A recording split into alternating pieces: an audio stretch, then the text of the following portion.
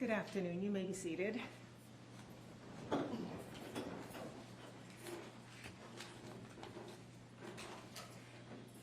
This is the time set for a post-seizure hearing in the state of Arizona versus Sidney McKinley, which is docket number 23L9.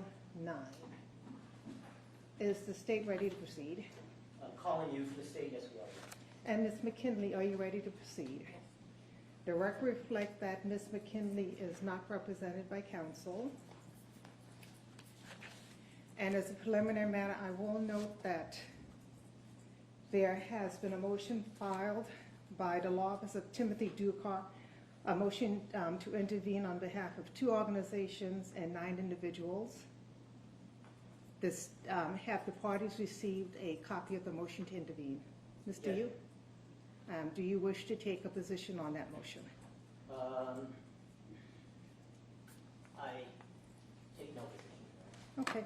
And Ms. McKinley, did you receive a copy of that motion? No. Okay, that is a motion that was filed on behalf of Hand Over Rover, Yaqui Animal Rescue, and 9 individuals. It's a request for these individuals to intervene in this case. You did not get a copy of that? No. Is counsel from the Schill Law Firm present? Yes, Your Honor. Counsel, did you provide a copy of the motion to intervene to Ms. McKinley? Your Honor, I'm here to argue it. I did not serve her with it. You did not serve her with it, and I did not obviously make a ruling on it because the parties obviously have a right to respond to any motion that's filed. Do you have a copy for Ms. McKinley? Okay, Ms. McKinley, that's a copy for you. And my understanding is you are asking the court to reserve ruling on that motion at this time. Is that correct? Yes, Your Honor. It relates to a pending civil matter that Right. gets to the heart of the issue, and so it would need to be stayed. Okay, and obviously that's a separate issue from this matter. Yes, Your Honor. That is the Superior Court case. Yes, Your Honor. As cited in the motion, I think the case number is included in that. Okay.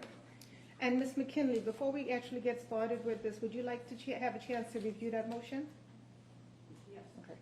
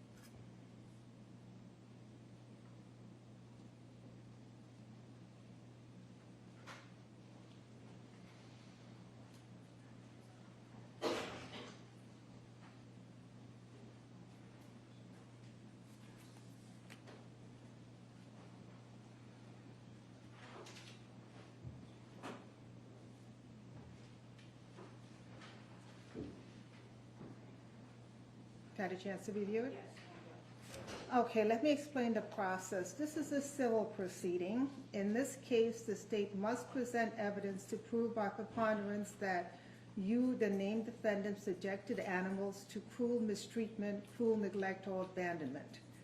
The way it works is the state presents its case. You'll get a chance to ask the state witnesses questions. You may also present evidence on your own behalf. I do need to advise you at this point that this matter is being recorded. Anything you say may be used against you in the future. If there's some criminal prosecution, you have an absolute right to remain silent. Do you understand? Yes. Do you have any questions about the procedure that will follow this afternoon? No. And do you have any witnesses or any evidence you'd like to present? Not at this time. Okay.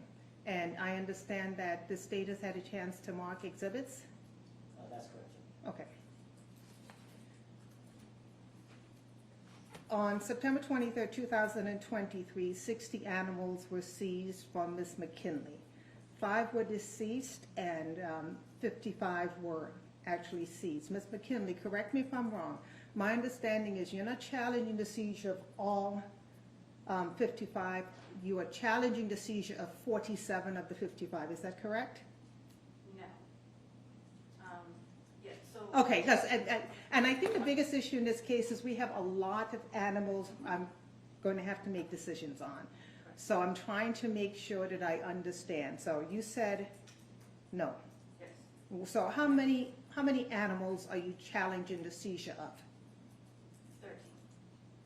13. 13, 1-3. Right, do you want me to explain or? Well, and I think the state was on notice that there were 47 animals that were being challenged as far as the seizure. Is that correct, Mr. Yu? That's correct, Jim. Okay.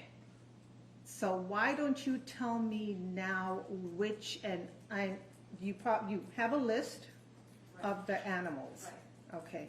And the state has a list of animals. So you have withdrawn your request with regard to 47. Now it's only 13. Correct.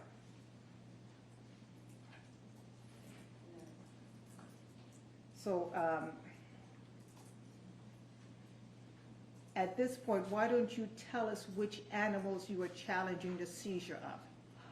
So, the original reason why, I was told it was all or nothing originally. I was told I had to fight for all or take nothing, which is why I made that decision, Okay. just so you are aware. Okay. And then several hours later when I came back, they said you can choose, but there was no way to identify which animal was which, meaning there's no way to identify. I know. There are a lot of animals at issue. Okay. So it was hard to determine who was who.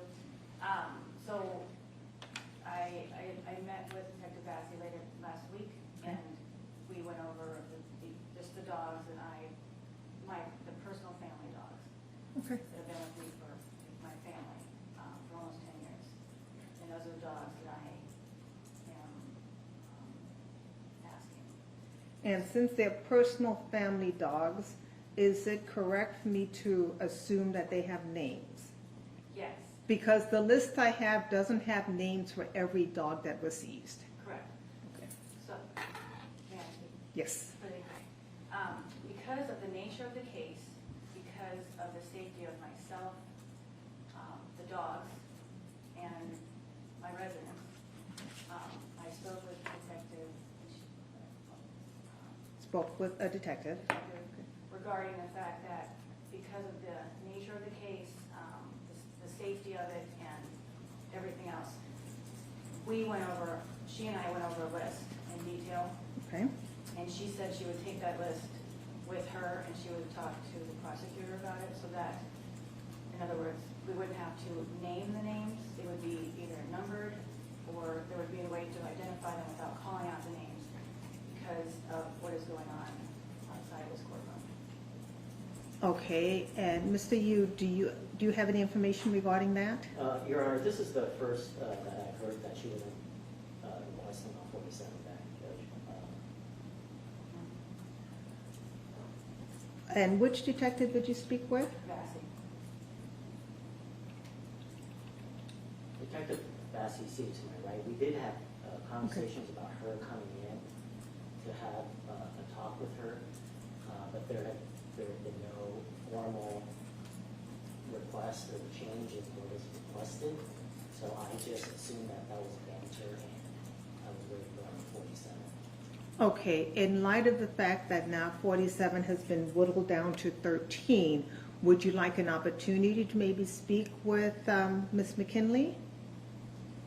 Yeah, sure, Okay, what we're going to, if she wants. okay. Ms. McKinley, what we're going to do is we're going to go off the record and we're going to give you an opportunity to speak with the prosecutor, with the detective there who you had a conversation with. Okay? Off the record. Can we meeting? Is there anything?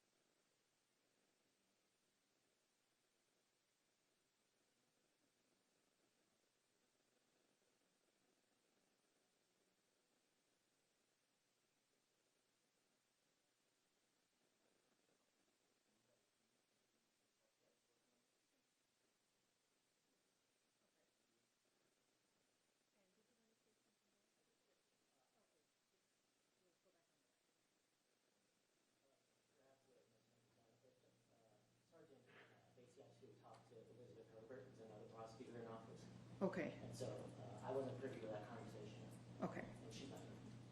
okay. Thank you. Off the record. Yes.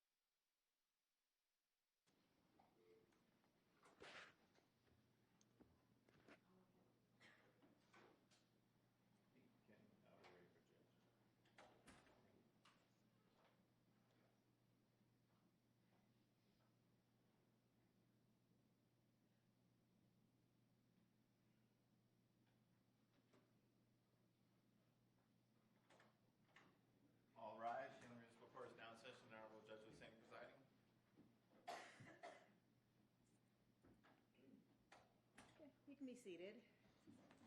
Okay, we are back in the record, State of Arizona versus McKinley. Have the parties been able to discuss which dogs are at issue? Yes, Your Honor. Okay. And Mr. Yu, how are we going to proceed with regard to presenting evidence regarding those, it's 13 dogs, right? Yes. Well, first, I'm going to present evidence of just them as an aggregate instead of each individual animal. Okay, I have a list of the animals that she does want back. okay. I don't know, how is it arranged in your file, like the list of dogs? It really isn't, I mean, I have a list of animals. Are they numbered? They're not really, May I approach? yes, numbered. Let's see. And that's the list that I have. Okay. And I went ahead and put the animal ID numbers on that list. Okay. According to the Humane Society, Okay. because the description, the court's description is somewhat vague. Okay, so fair to say it's the ones that,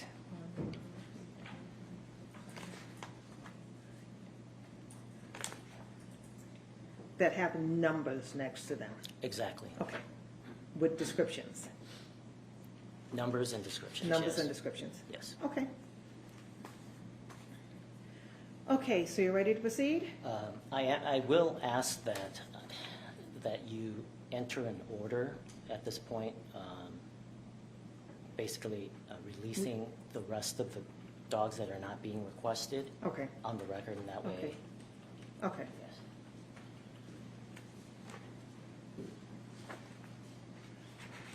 Okay, and that's correct, Ms. McKinley, is that correct? Okay, at this point then, because you're withdrawing your request with regard to all but 13 of the dogs, 34 will be released and will remain with the Humane Society. Yes. Your Honor, as to the motion to intervene, is that as to the dogs listed on page 2 of that motion, are we now rendered moot with our request? And if so, is a record able to be made on that topic? Yes.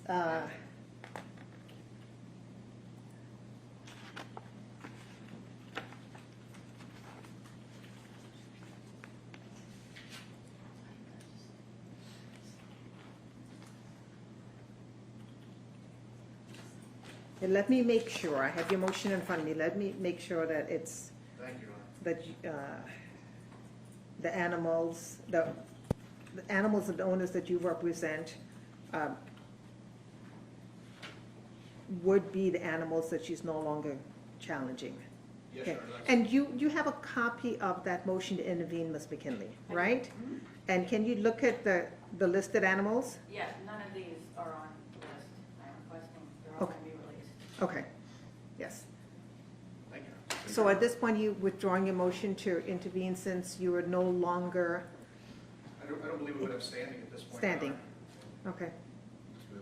It is moot. You no longer have standing because the owners you represent are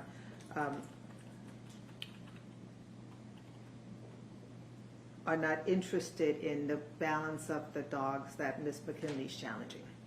Correct, Your Honor. Your Honor, I would not say we're not interested. Well, We are not claiming ownership. You're not claiming ownership. And of course, you're certainly welcome to stay, but your motion is moot. Yes, Your Honor. Thank you.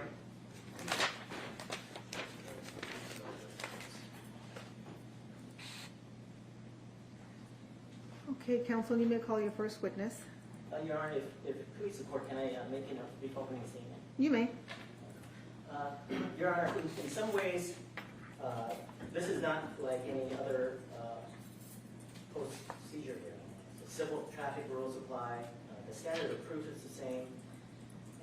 But the similarities kind of end there because now we're talking about not 47, but still 13 dogs. We're not talking about one dog or two dogs. And these dogs were seized during a search warrant that was served on her home on September 22nd. And in order for this court to determine whether or not Arizona Humane Society is going to retain custody of these 13 dogs, or you're going to allow the petitioner to regain custody, this court has to make a determination whether or not these dogs were subject to cruel neglect. Cruel neglect is determined by inquiry into whether or not the petitioner failed to provide the dogs necessary food, water, or shelter, or being the operative term. Because if this court finds by preponderance of the evidence that the petitioner did fail to provide any of these necessary requirements, the seizure should be deemed like that. And we expect evidence to show that the petitioner did fail, not only with regard to one of these requirements, but all of them. And at the end of the evidence, at the close of the evidence, I'm going to be asking you to deny the petitioner's request to have these dogs returned. Thanks, Judge.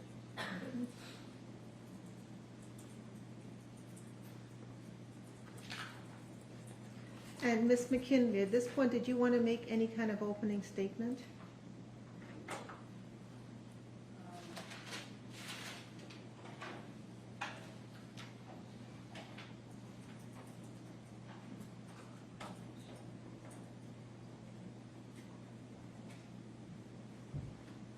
Is it time to make a statement? You can make a statement now, or you can wait to make a statement before you present your case. Or you don't have to make a statement at all. It's up to you. I will wait. Okay. That's it. You may call your first witness. Thank you, Judge. State calls Ruthie Jesus.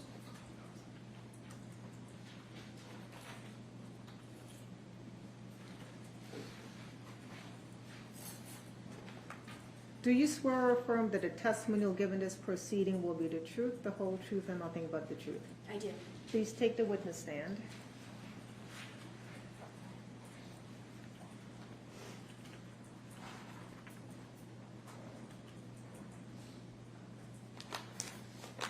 You may proceed.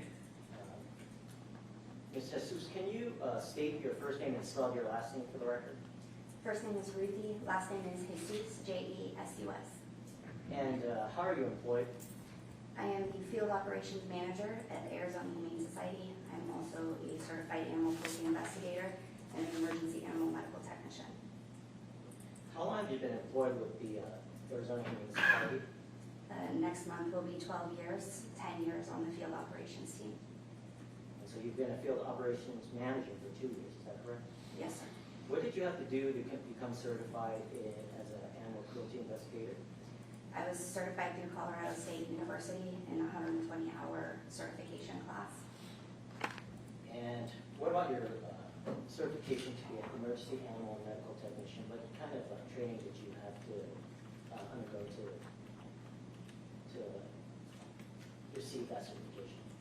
I participated in 90 hours of in-house certification taught by a veterinarian at the Arizona Humane Society. What are your current responsibilities with the Arizona Humane Society? Currently, as a field operations manager, I supervise 12 certified animal cruelty investigators, dispatchers, and support staff, not only in the rescue of sick and injured pets in the greater Phoenix area, but we also contract with 15 different police departments in the investigation of animal crimes.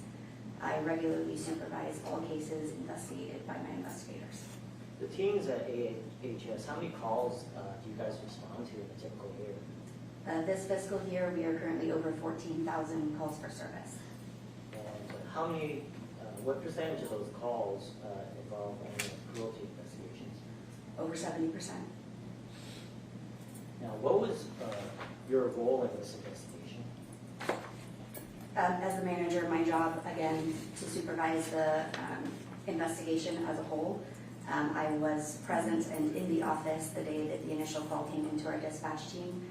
I spoke to the investigator that was on scene the very first day that she was there, and I reviewed all notes, photos, through the entire set of the case, as well as was present for the search warrant. What was the name of that investigator that you just referred to? The initial investigator that responded to the scene was Investigator Miranda Nordstrom. And then was there another investigator involved? Yes, there were many. Field Supervisor Julie Bolchek also responded to the scene during one investigation, And then we did have a team of investigators for the search warrant. How did AHS first become involved or if you realized that this issue is happening? We received a phone call into our field dispatch office on September the 8th from a Chandler Police officer who was at the scene of 1797 East Cussler Lane in Chandler. He reported that there was potentially 20-plus dogs at the residence that may be special needs, living in filth conditions, and he reported a strong smell of urine and feces. Based on that report, did AHS respond the next day? Yes, we did. We responded for the first time on September the 9th. And was that Investigator Nordstrom? Yes, it was. And what did Investigator Nordstrom notice when she arrived at the property? The first thing was that there were quite a few bystanders, interested parties set up across the street that did approach her multiple times. When she approached the home, she was actually unable to make contact. There was quite a lot of activity in front of the residence. Was she able to eventually to make it to the front door? Yes, so she did note in her report that there were quite a lot of flies near the front door, as well as a smell of ammonia and feces. Did she attempt to make contact with the residents? She did. She knocked and announced, as is our policy, several times. Nobody came out. She did hear barking. There was no physical contact made at that time. However, a neighbor did allow viewing access over their wall. She was only able to view a few dogs in the backyard. From that vantage point, it was very difficult to get a lot of detail.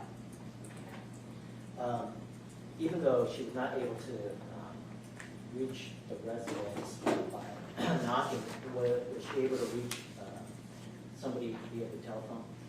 Yes, that's correct. We did have records from previous history, and we were able to make contact with the animal owner and resident there. At that time, our previous history had identified her as April Addison. She was identified for this investigation as April McLaughlin. Do you see her in the courtroom today? Yes, sir. Can you tell her where she is seated relative to me? She And is what seated she's wearing? She's seated at the defense table wearing white tennis shoes, a brown shirt, and a gray sweater. Your Honor, can the record reflect identification? Yes. This address that the investigator responded to, 1797 East Kessler Lane, is that in the city of Chandler? Yes, sir. So you mentioned an appointment was made on 9/9 for the investigator to return on 9/11, is that correct? That is correct. Ms. McLaughlin stated that she was not comfortable coming out or being at the resident with everything that was going on out front of her residence. So she asked us to return on September the 11th. So she was actually inside though? I don't know that for certain, but that was our assumption. When AHS went, well, did AHS return the property on 9/11? Yes, we did. Investigator Nordstrom returned on that date. And what happened during that contact? During that date, she was, again, unfortunately unable to make contact at the residence. She tried to call, she tried to knock. There was no one there for that appointment. So Investigator Nordstrom tried to call the petitioner and tried to... Yes. At that time, initially when she arrived, there was no response. Okay. And that was an appointment, a previous appointment that had been Correct. She had, normally our protocol would be to return the very next day when we haven't made contact. But since we were able to speak to her on the phone on the 9th, we rescheduled the appointment at her wishes on the 11th. Okay. What were the observations that was made by Investigator Nordstrom while she was at the residence? This time she was able to identify 5 to 6 dogs in the backyard. She couldn't ascertain that there was water available. She did note some dishes were overturned. She could see at least 2 dogs who appeared to be underweight and down in the hind. Potentially. Let me stop you right there. So no water, is that correct? Yes, that's correct. And when you use the term down and hind, what does that mean? We use the term down in the hind to refer to when an animal is dragging both back legs. And you say that Investigator Nordstrom did observe an animal that had this condition, is that correct? Yes. And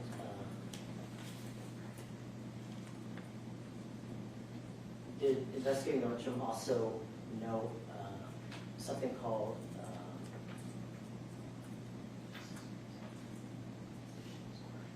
body conditioning score? Correct. So as part of our job, because we see animals on a regular basis, we assign what is called body condition score to all animals that we view. We use the Purina scale, which is a scale of 1 to 9, with 4 or 5 being a healthy weight for breed and species. These dogs that she saw, at least 2 of them were identified to be under a body condition score 4, which would mean they were underweight. The dog that she observed with that had the condition of being down in time, did she observe anything else with regard to that? Yes, it did appear from a distance that there were wounds on the back legs that were being dragged.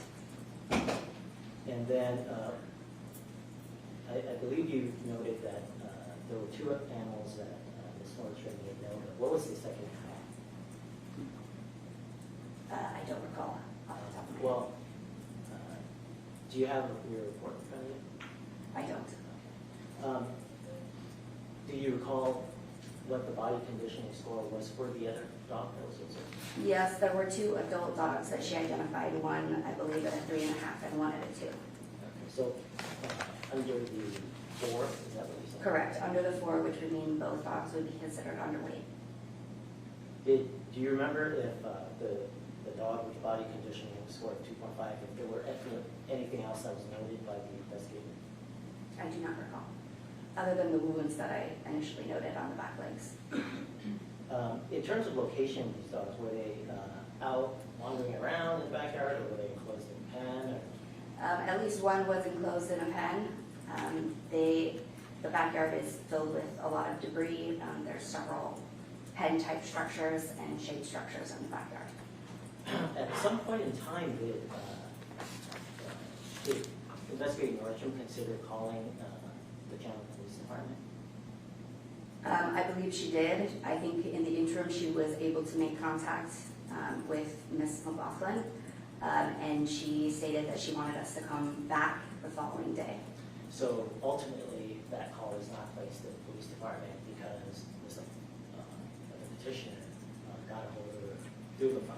Correct. Was there an appointment scheduled on 9/11 for another day?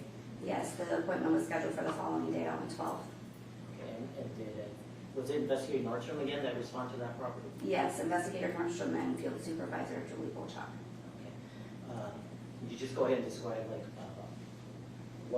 how that contact went? They made contact with Ms. McLaughlin and started in the backyard. They asked her permission to walk through the home with her. They did identify, while they were there, 5 dogs that they felt were in need of immediate medical attention. As they walked through, they were able to count 25 to 30 total dogs. However, they were not given access to the bedrooms, the bathroom, or the garage. She was not comfortable allowing us in those areas, so we were confined to the backyard and the main living space. There was a strong smell of ammonia. However, it was evident that Ms. McLaughlin had been cleaning. She was sweating and there was cleaning supplies out.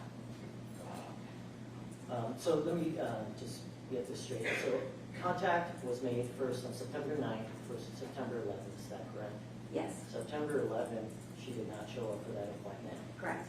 And then returning it on September 12th, there were 2 full days in which for her to clean the residence, is that correct?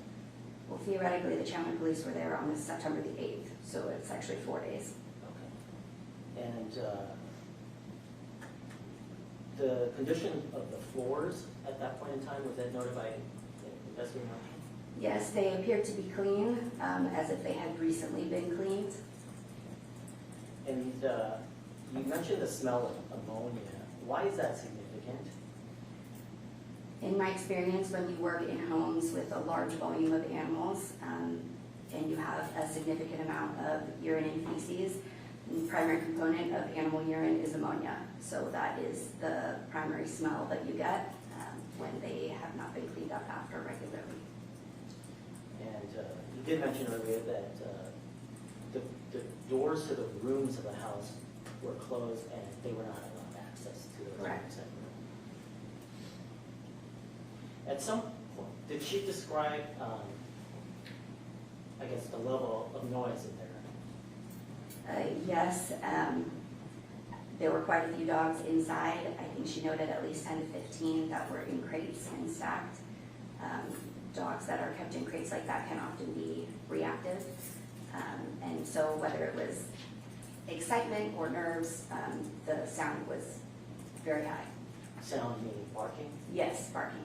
Okay. At some point in time, did Inspector Nordstrom notice something happened with one of the dogs that were on the property? Yes, one of the 5 dogs that she wrote a notice of complaint for Ms. McLaughlin to follow up on medical treatment was identified as a small black and tan type dog, identified as Yazzie, that was prone to seizures. While they were doing their walkthrough, Yazzie did have a seizure. We were told it was due to the excitement level, so at that time they tried to exit to not rile up the dogs any further. So at the point they did exit, and no more investigation was conducted inside them?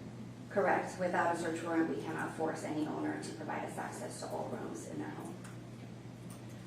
Was there a conversation, based on what was observed in terms of the estimate of 25 to 30 dogs in the house based on the barking and then the 10 to 15 that were actually seen, was there a conversation that took place regarding owner surrender? Yes, when we identify any owner that is struggling with the volume of pets that they currently have and the ability to care for them appropriately, we always offer resources, including owner surrender to the Arizona Humane Society, in an attempt to give them the ability to afford care for remaining pets. What was the petitioner's attitude towards that offer? At that time, she was adamant that she did not want us taking any of her pets, and she did not feel comfortable surrendering any to us. I'm going to go back to the beginning of testimony regarding is it accurate to say that the Humane Society identified 5 dogs that needed treatment? Correct. At that point in time? We wrote a notice of complaint to document the 5 dogs that needed treatment. She was given a time frame that varied between 24, 48 hours, and a week to comply with the medical care. I just want to, let's talk about the 24 hours, then those dogs that were identified, would those be the ones that would be more immediately in need of? Absolutely. So at that time, Supervisor Volchek spent a large amount of time trying to educate Ms. McLaughlin as to the condition of her animals and what their necessities might be. She even discussed end-of-life care.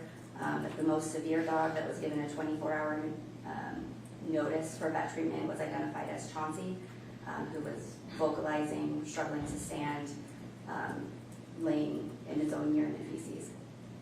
Do you recall what the body conditioning score was for Chauncey? If I recall correctly, it's a 2 of 9. And the other 2 dogs that were identified, was one of them named Butters? Yes, sir. And what did Butters exhibit in terms of condition?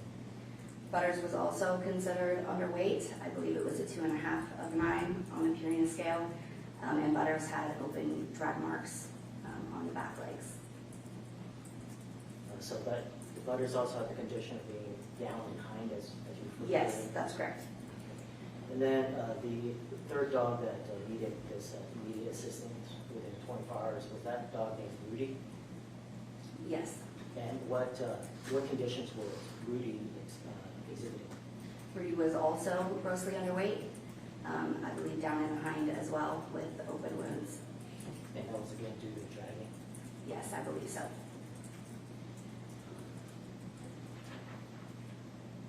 After that visit on the 12th, did you or one of your investigators have a follow-up conversation with the petitioner?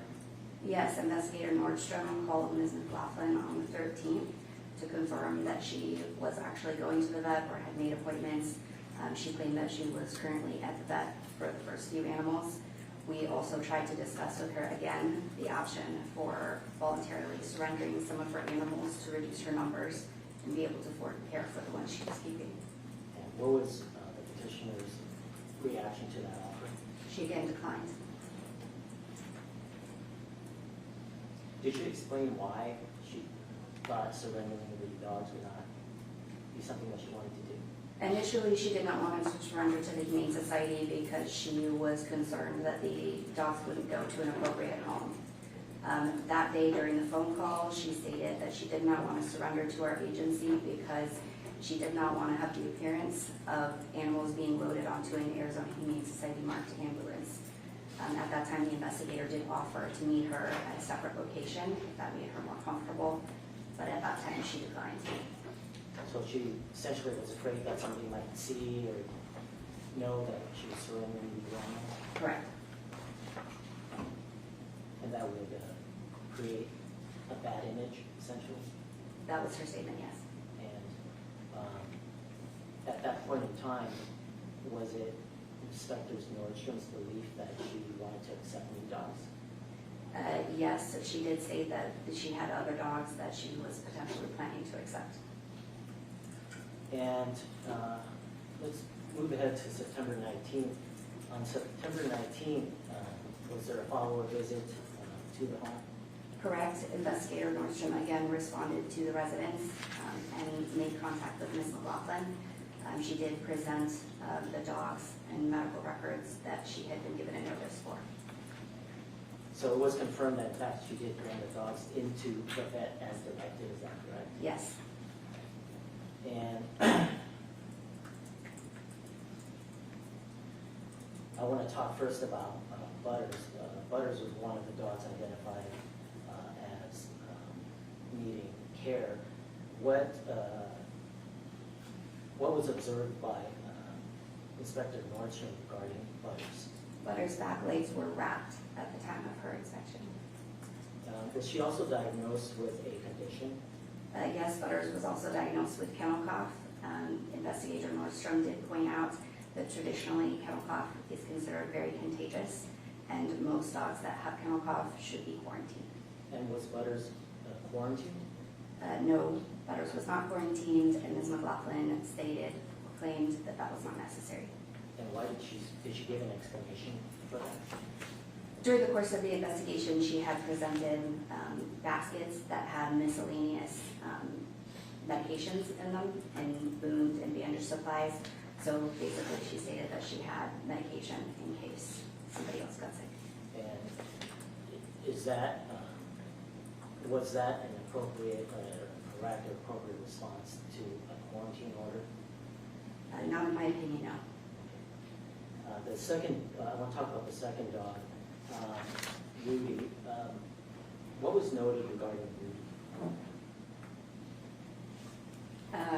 Rudy was, I believe, also outside and still continued to be down in the hind, and I believe Rudy had at least one limb wrapped as well. And then the last dog, Chauncey. What was the condition of Chauncey? Chauncey continued to be lateral, did not rise while we were present. And in the outdoor areas, there's artificial turf. And Chauncey was laying what appeared to be in his own urine and feces. I'm going to show you what I previously marked as states exhibit number 1, and let the record reflect. I'm going to show that to the petitioner.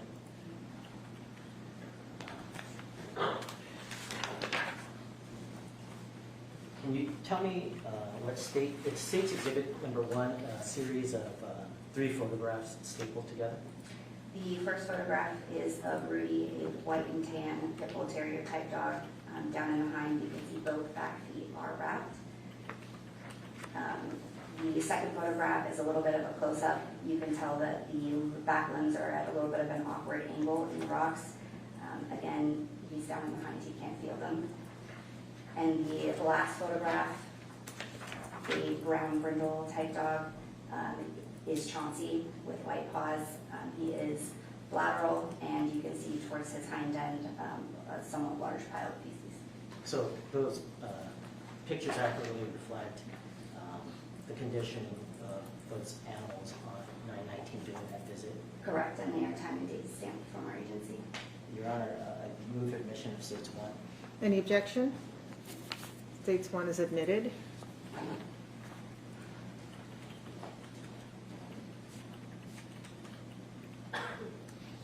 You talked about Chauncey laying in urine, like can't see urine on that, why would you think that Chauncey was laying there? At that time, Investigator Nordstrom felt that he was laying in his own urine because of the smell. There was a more fresh stench.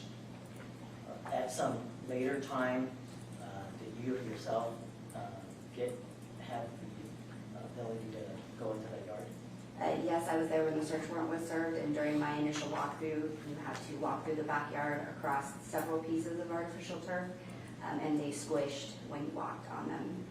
And given the stench, my assumption would be it was urine and feces.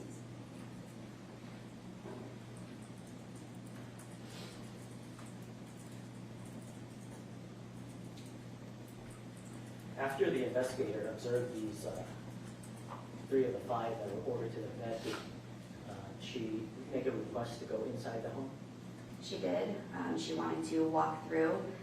Every time we return to a residence, we try to make sure we can view more of the property and make sure we're getting our eyes on everyone. But at that time, Ms. McLaughlin denied admittance into her home.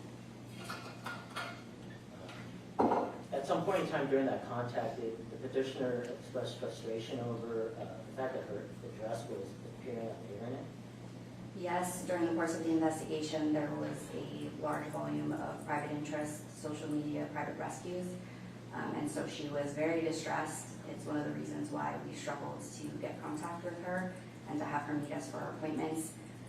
Investigator Nordstrom again offered owner surrender, and Ms. McLaughlin did agree to surrender 2 dogs at that time, but requested that we meet her at a different location along the canal. And did that occur? Yes, it did. We took 2 dogs into our custody as owner surrenders. And it was basically like around the corner or behind the house? Yes. With regard to her frustration as to her address being released, did she make a statement regarding moving? Do you recall? Yes, she did. She had noted initially, early on in the investigation, that part of the reason she moved to Chandler was because they did not have an animal ordinance, and she definitely felt like it was time to move again. To another city without an ordinance? Correct. After this visit, at some point in time during the course of your duties, did you become aware that there was a search warrant that had been sought and issued by a court?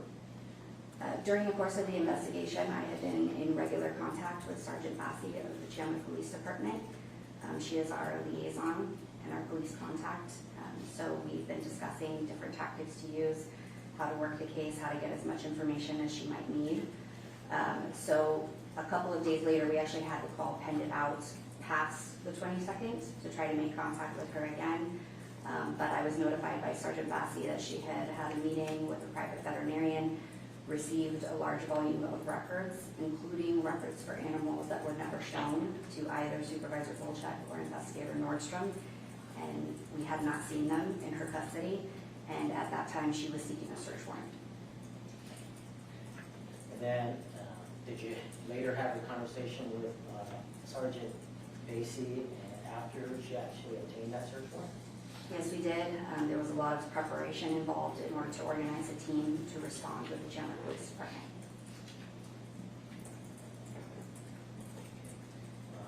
I want to just take you to that day. You were part of the team that responded to the house. Just tell us what happened. We arrived on scene after Chandler Police had already secured Ms. McLaughlin in the driveway in her vehicle. She had 3 German Shepherd type dogs in her vehicle. We waited as per our protocol until we were cleared to go in with the sergeant. Myself and my lead investigator, Dan McGrath, did the initial walkthrough of the premise with Sergeant Bassey.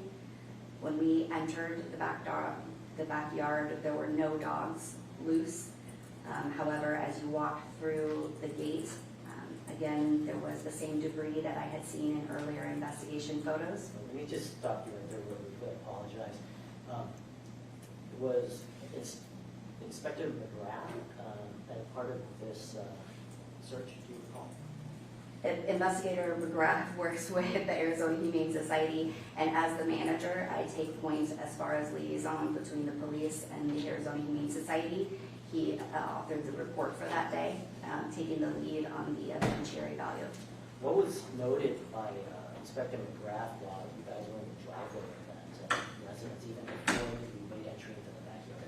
There was an extreme smell. The garbage was overflowing, but in my experience, that smell was urine and feces and potentially a smell of decomposition. Sometimes that smell gets muddled with severe urine and feces, but it did smell like decomposition. Now, why would there be a smell of decomposition?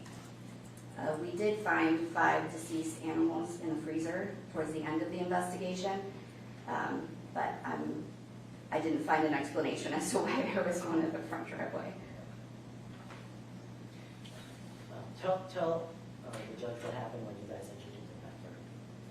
When we came into the backyard, again, large amount of debris, heavy smell of urine and feces, a large volume of flies walking across the artificial turf that was, again, squishy.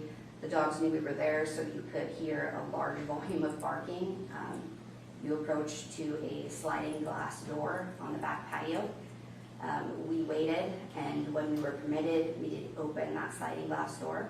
Before talking about what happened, what you observed on the inside, in terms of the yard, did you observe any water present in the yard? There were more than half a dozen metal dishes in the backyard, but all of them were overturned or empty.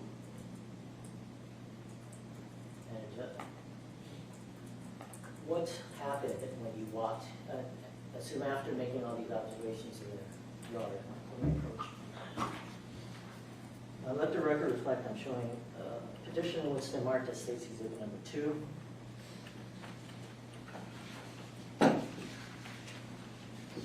Is that a series of 6 photographs stapled? Yes, it is. And if you could start with just the first photograph, what is that photograph of? This first photograph is taken of the backyard. This is not a time and dated photograph, so I know it was taken by the crime scene photographer and not our team. You can see a few dogs out. This would be after we opened the back door and allowed loose dogs into the yard. Again, very large wall of debris on the left-hand side. The second photograph shows a couple of dogs behind a pen and multiple dishes out. These 2 dishes here were the ones that we were providing water to the dogs that were coming out of the home. At some later time. At a later time, correct. They were initially empty. This third photograph of a small Frenchie type dog in front of a dish is after we had provided him water. The fourth photograph is of the far side of the yard where there's a shade covering, a Toronto bed, and another patch of the artificial turf that has some fecal matter that you can see on the top side of the photograph. And then the last photograph is a close-up, and this photograph you can see that the entire ground, part of the pole, and the sidewalk are covered in flies. Your Honor, I move for admission of States 2. Any objection? States 2 is admitted.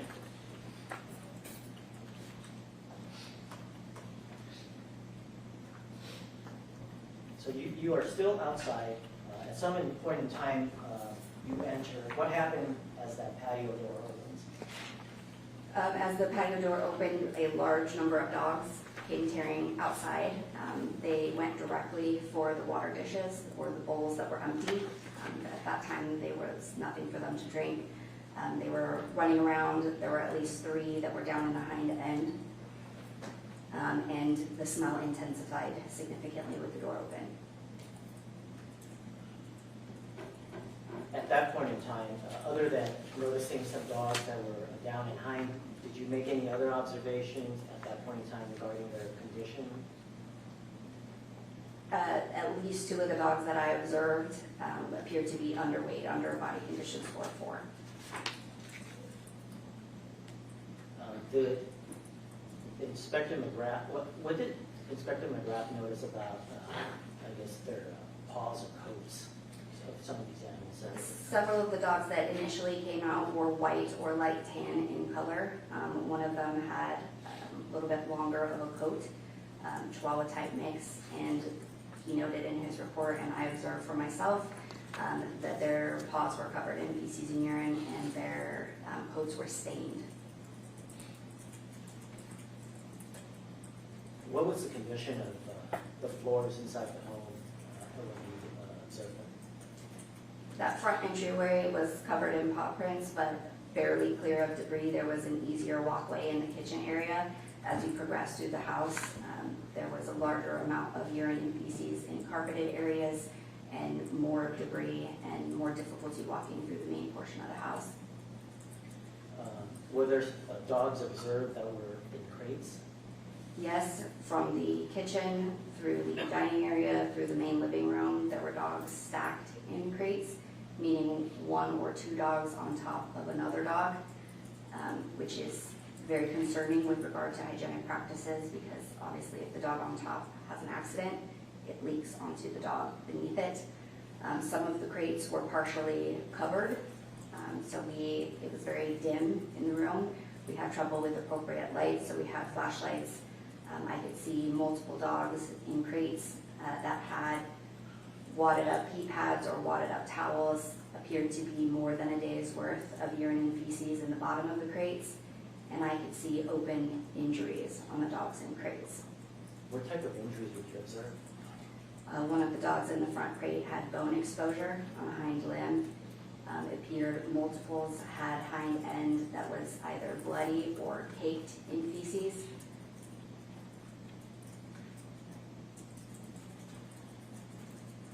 Did you observe any bowls, water in these kennels? Almost all of the kennels had bowls in them, but all of the bowls that I observed in crates were dry or overturned and empty.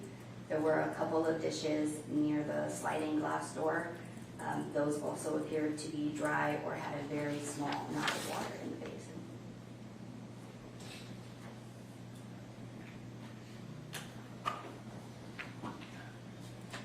Let the record reflect I'm showing states 3 to petitioner.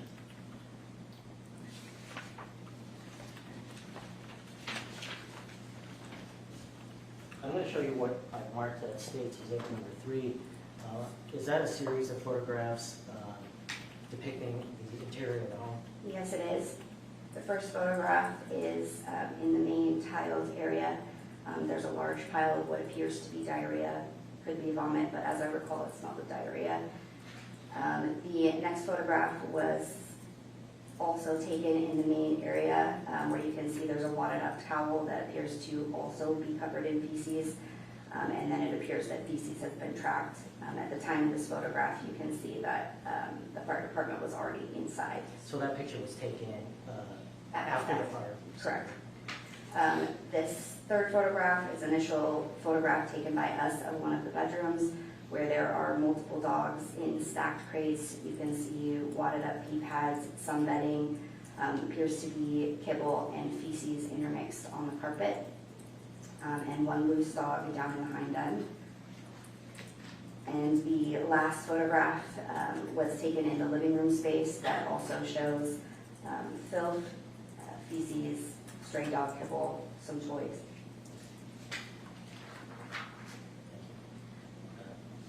State would move for admission of 6-3. Any objection, Ms. McKinley? Resubmitted.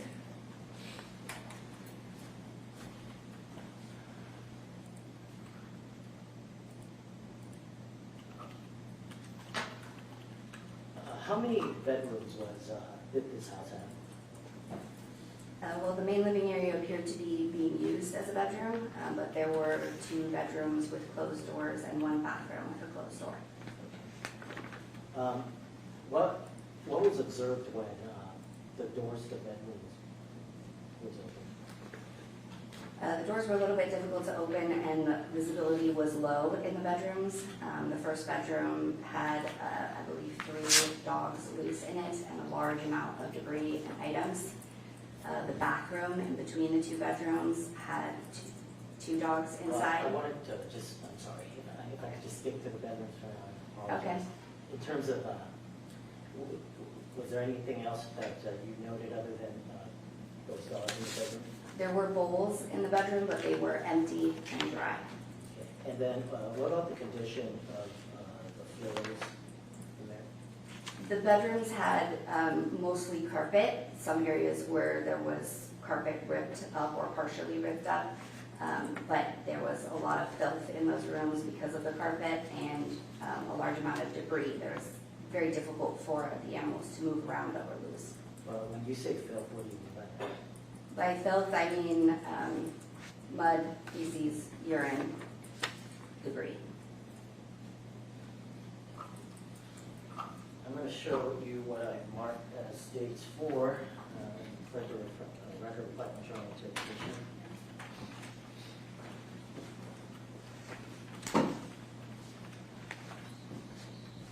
Is that a series of 8 pictures stapled together? Yes, that's correct. Do these pictures depict the bedroom that we just previously discussed? Yes, that's correct. This is one of the bedrooms where you can see a playpen that at one point was used to house animals, an open kennel, and at least one loose dog. You can see that the carpet appears to be quite filthy, and there's an overturned dish. And is there also depicted there kennels stacked? Correct. So there are 2 kennels stacked on top of each other on the right-hand side. The next photo is a different angle. You have a bowl in this room as well, but it is actually empty. There's also what appears to be kibble strewn on the floor with feces and urine. A blanket that I think at some point was used to cover the window. It's torn down or had fallen, and there's a wall of items and boxes. The third photo is a close-up underneath a table with quite a few piles of feces, more than you would expect from a day or 2. The next photo is that area I was mentioning before where it appears that part of the carpet had been pulled out, but underneath the carpet the concrete is stained and there's multiple piles of feces and again strewn dog kibble. Stained with what? Appears to be feces. Part of that is the color of the concrete, but part of that is definitely fecal matter. Okay. The next photo is taken of the walls of one of the bedroom. You can see along the baseboards there is, again, kibble, feces, and what appears to be urine spray and or diarrhea spray on the wall.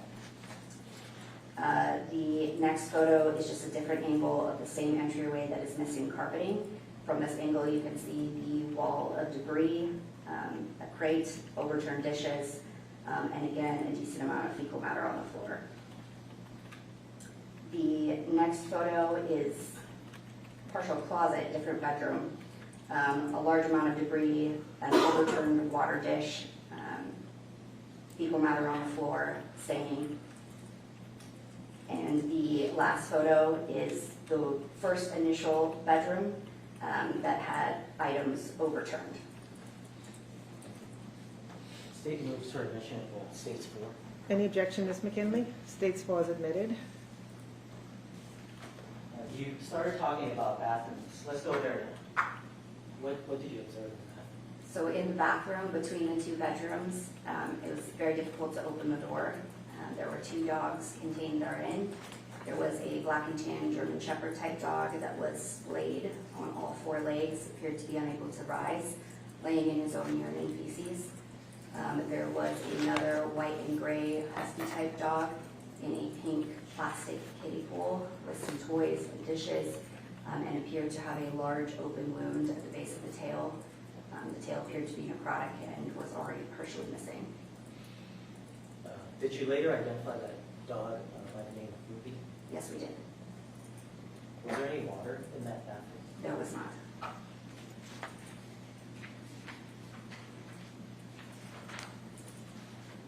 I'm going to show you what I marked as citizen 5, which for the residential interpretation.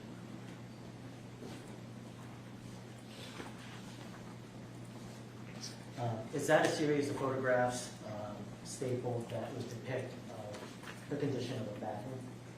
Yes, that's correct. That the first photo is of the German Shepherd type dog laid on all 4 legs, laying in his feces. The second photo is of a different angle where he's looking at Investigator McGrath. Again, there's a large amount of feces spread and splayed. My guess would be smeared when he was trying to rise.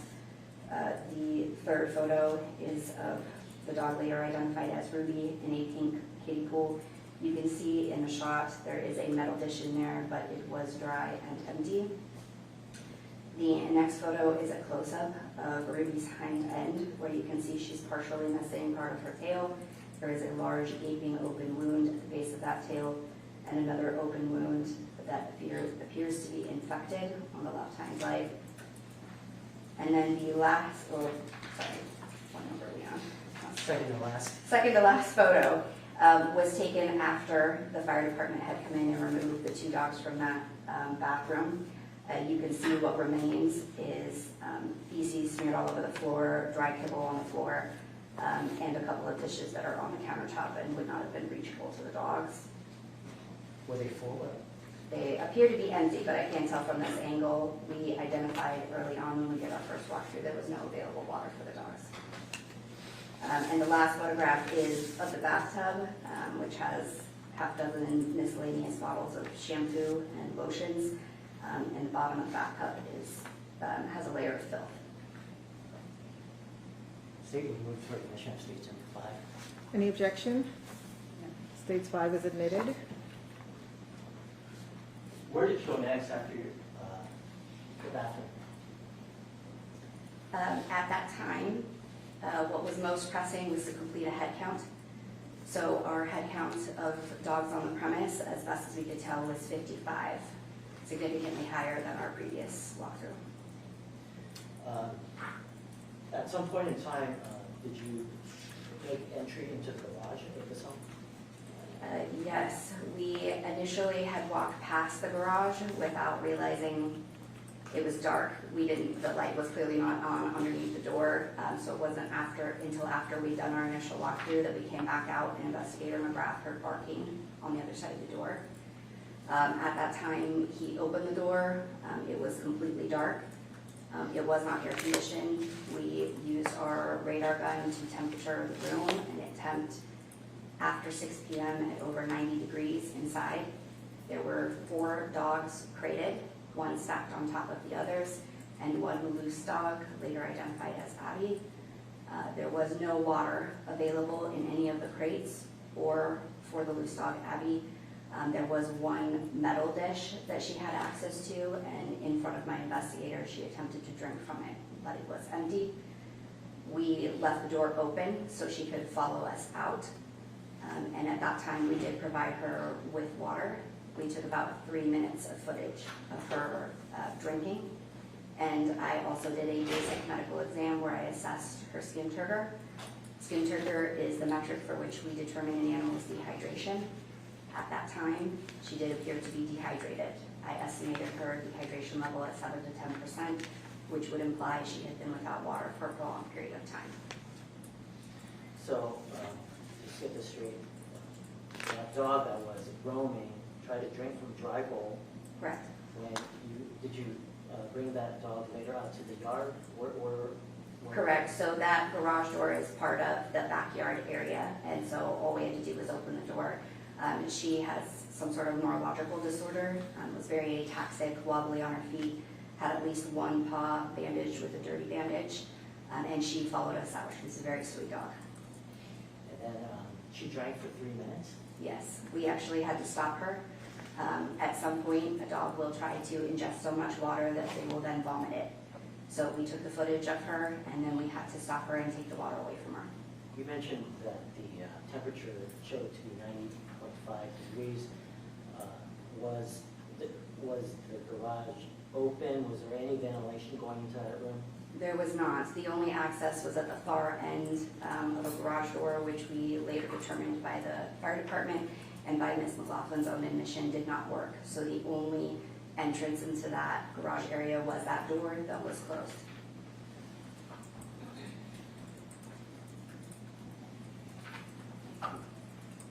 Your Honor, what exhibit?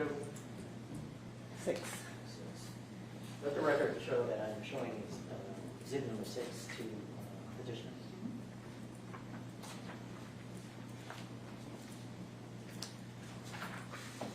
I'm going to show you what I've marked as exhibit 6. Is that a series of photographs that would accurately depict what you observed in the garage? That's correct. There are 4 crated dogs, one on top of the other. The dog crated on top of one of the others is we identified as Chauncey, and Abby is loose in the room. The next photograph is just a slightly different angle where you can clearly see that the first dog crate has one bowl inside that is empty. The next photograph shows a brown Labrador type dog that is down in the hind. One dish is overturned, the other is dry, and there's a significant amount of filth and fecal matter in the bottom of the crate. No towel, bedding, or pee pad. Then the next photo is slightly obscured by debris, but you can see that there's a mattress there. You can see that another dog has a dish that is also empty. The next photo shows the stacked dogs, and the dog on the bottom, black and tan shepherd type dog, has a completely overturned dish, no other dish available. This shows the long view and the volume of debris that barricades the garage door. And from another angle, I believe this is along the right-hand side as you enter from the garage door, the external garage door. Let me stop you there. In that Sure. particular photograph, is there pet wheelchairs that you can see that was in that room? Yes, this is not my photograph, but I do see that, and they appear to be in pristine boxes unopened. Were any of the dogs that you observed during the search warrant using any wheelchairs? Not a single one. And the last photo here is of one of the other dogs crated in the garage area. Dish overturned, kibble, fecal matter on what appears to be a piece of carpeting. State would move for admission of state 6. Any objection? State 6 is admitted.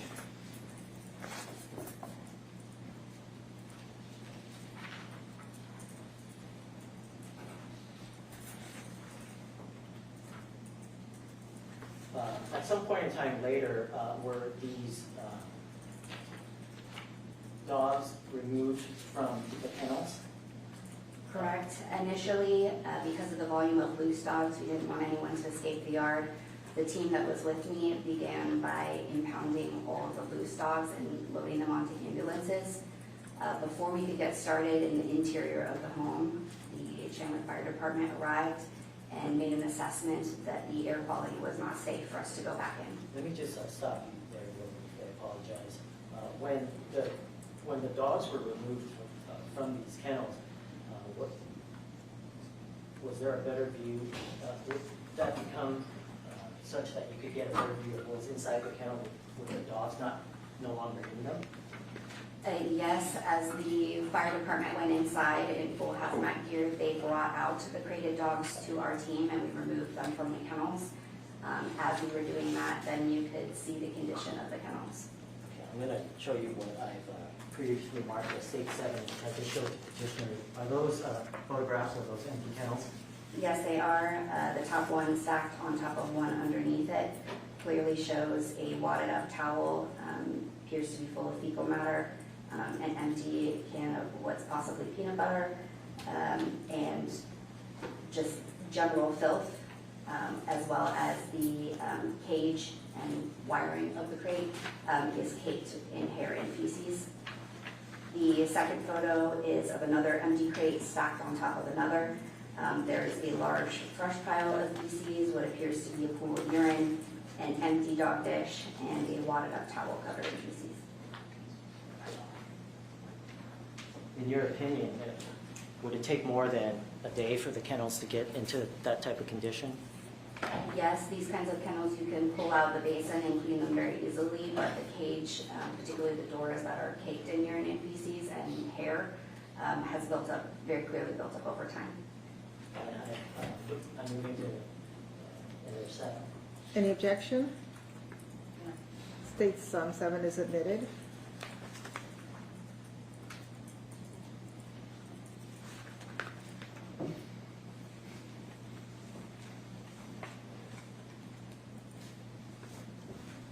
While you were at that, how long were you at that location on that evening?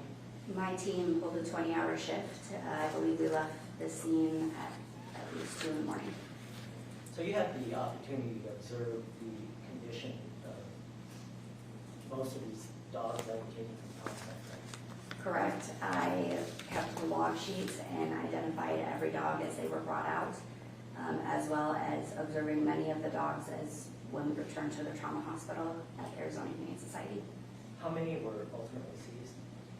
We seized 55 live souls and 5 deceased animals from the freezer. And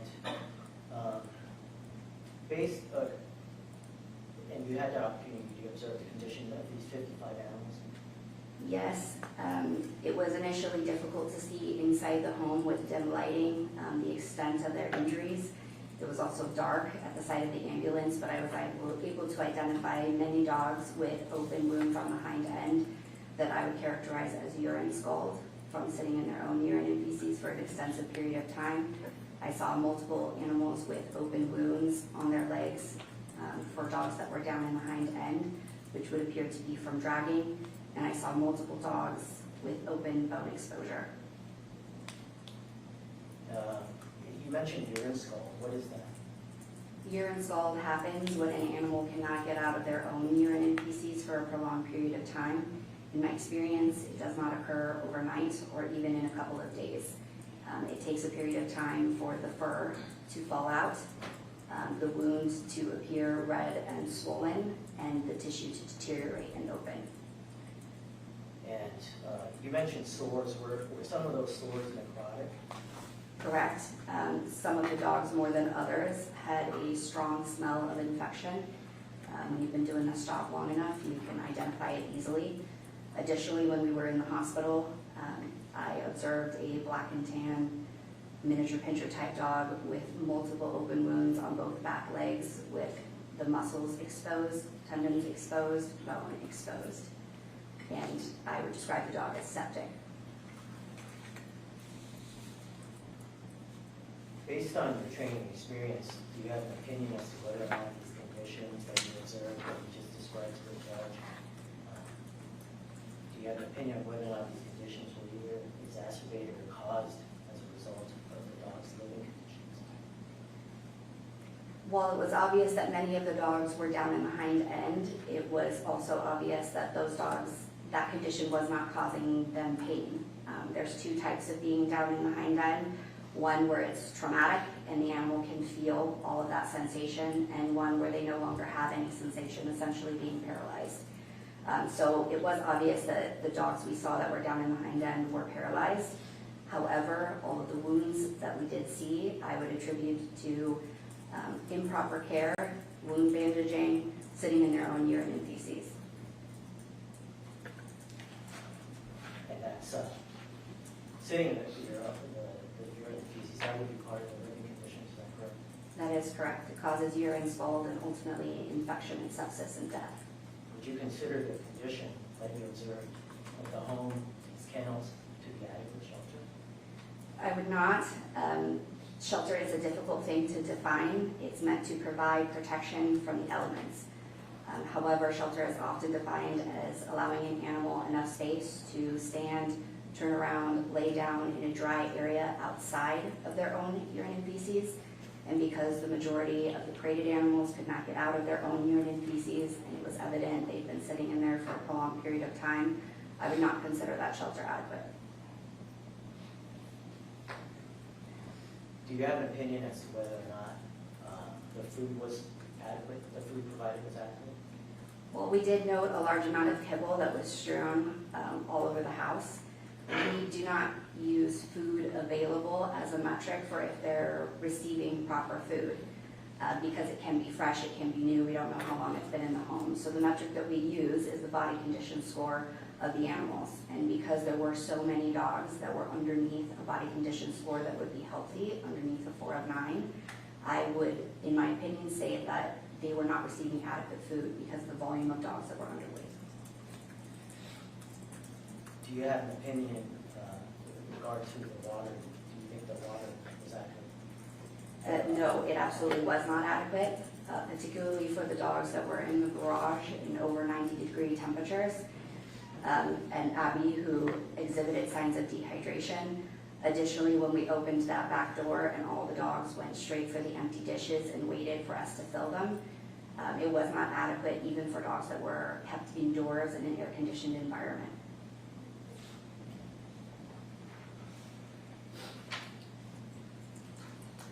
Your Honor, I don't have any more questions. Ms. McKinley, do you have any questions for Ms. Jesus? I do. You may proceed. You made statements regarding a dog named Chauncey that was laying there, barely stand. Correct. Are you aware that he had come to the home in that condition when I was rescued? I am aware. Did you see the notes on the dog? I did view the veterinarian's notes, yes. What did the veterinarian say? The recommendation was for humane euthanasia. So is that why they gave you medication? They gave you medication, it is my understanding, to improve the quality of life in the animal so that the animal did not suffer. Right. So they indicated that for now, give the animal Chauncey medication and see if he was able to adequately gain weight to see if there was something where he would be able to thrive. A veterinarian cannot force an owner to humanely euthanize, they can only provide a recommendation. Right. So in lieu of what I assume was your desire to not humanely euthanize Chauncey, the medication was provided to improve quality of life. Right. And as far as, you keep using the word squishy as far as the turf. Correct. Did you notice the hose? on the I did. bottom of her? Okay.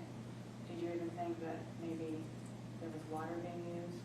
Water leaking? Yes, that would be my assumption, however, the smell smelled of urine and ammonia. But it's possible that it was water. Yes, it is. As far as Butters goes and the quote-unquote kennel cough, did you see the notes from the veterinarian on Butters? Yes, I did. Did they say it was clearly kennel cough or it was a cough?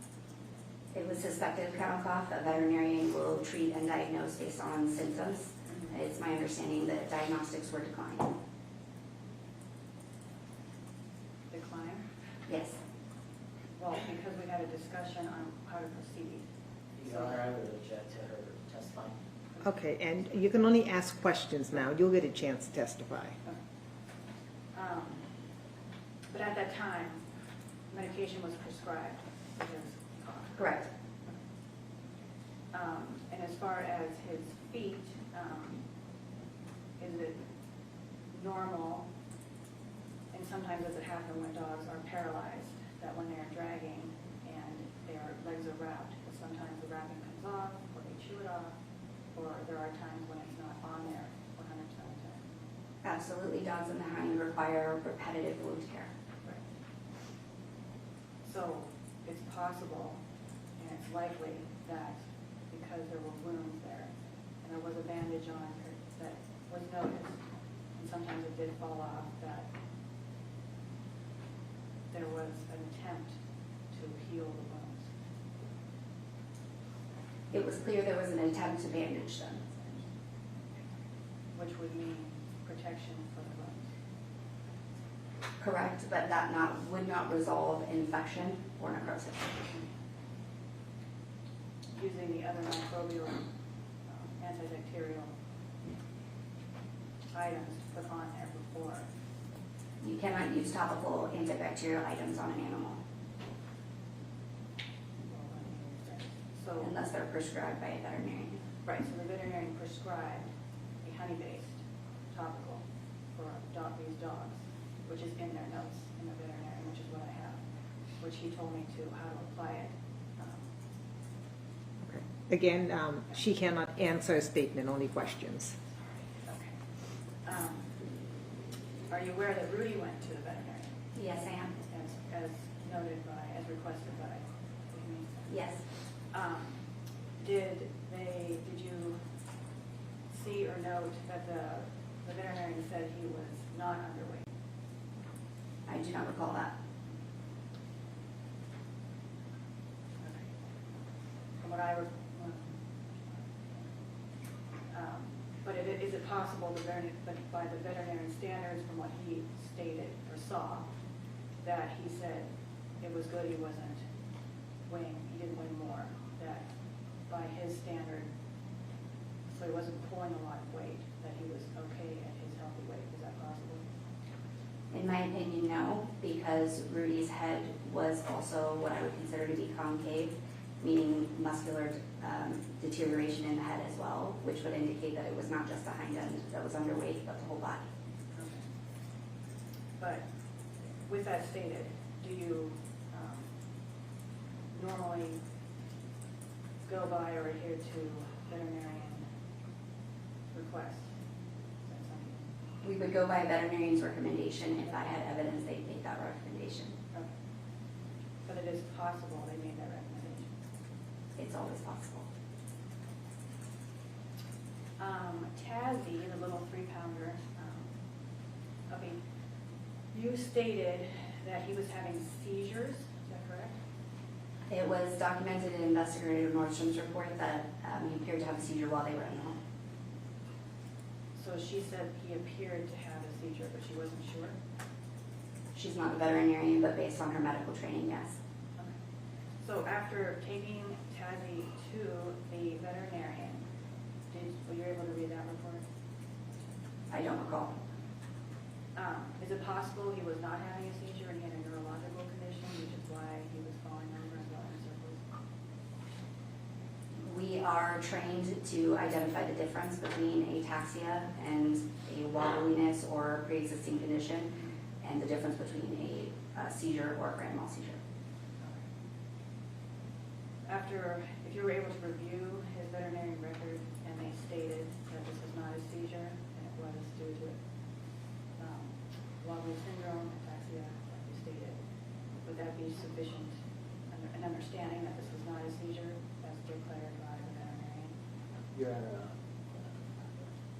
I think pre-trial there was mention of petitioner not presenting any exhibits, so if she's not going to present any exhibits, then I don't want her to. So if she has that exhibit, that's fine. Yes, and Ms. McKinley, do you have that, whatever it is you're referring to present as an exhibit? No, Okay, well then you, don't ask her. that's, yes.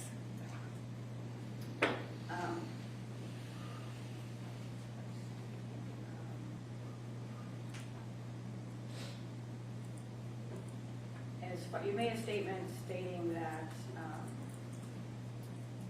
Miranda, Investigator Nordstrom, yes. Investigator Nordstrom, stated that there was a statement made about moving to have more animals. Is that correct? Moving to a different area, not specifically to add more animals, but that did not have the same laws.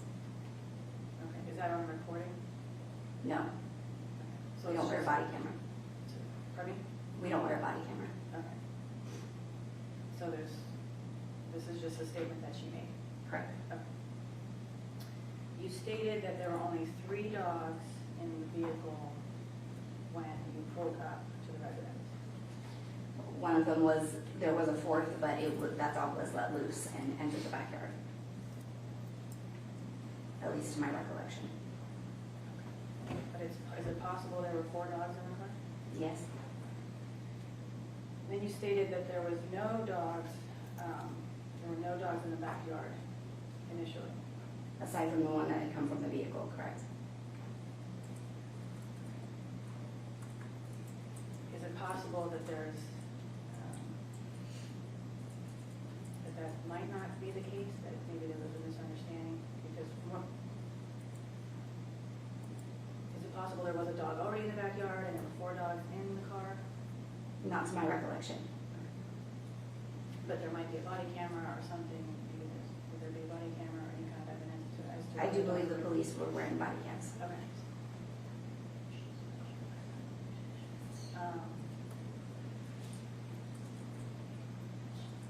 When Ms.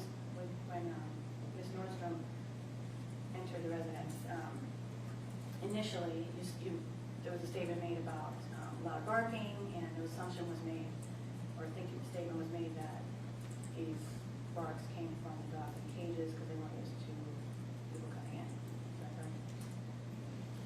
Well, just that they'd gotten riled up, whether it was excitement or reactivity. Did she mention that there were a lot of small dogs in the house running around at the time she came in? Yes. Okay. Did she mention they were barking hysterically because they're little Yes. Because he was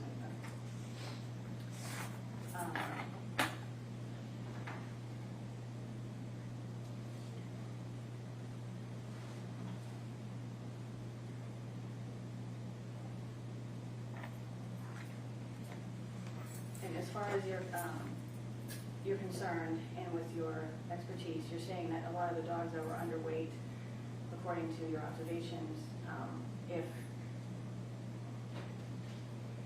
were you aware that those dogs had seen veterinarians recently? No, not unless you provided us documentation. We did see the basket that you brought us of medication, but we didn't see other records than what we obtained from the vet. Okay. But it is possible that they received veterinary care that you may not be aware of. Yes, that's possible. Okay.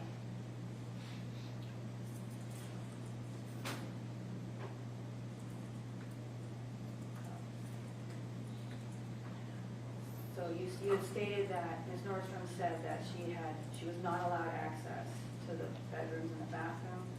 Is that Correct, that was what was written in her report. Okay. Do you know if she asked if she could have access? I do believe she asked. Is it possible she didn't ask and she just walked in? She walked through the house, went into the, Your Honor, I believe it's just becoming too speculative. Sustained.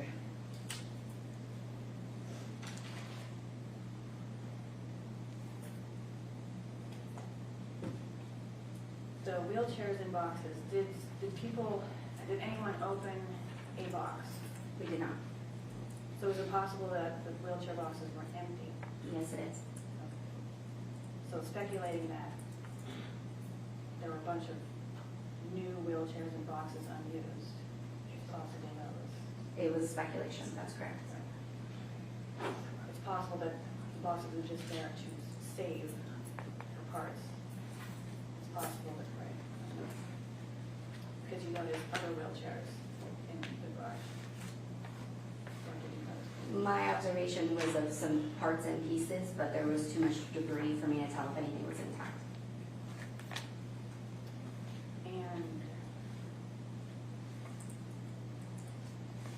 you stated there was a min pin type of dog? With Yes. muscle exposure.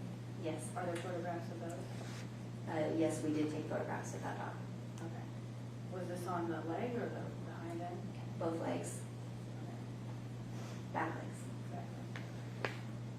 And is it possible when you have dogs that are sick or that are special needs or they have an infection of some kind that they may be walking through the house and not make it outside and may have an accident inside? Yes, that's possible. So it's possible that when you walked in, a dog had just defecated or had diarrhea or throw up because they were sick or they couldn't make it outside. Not in the volume of feces and urine that I observed. Specifically regarding the kitchen area.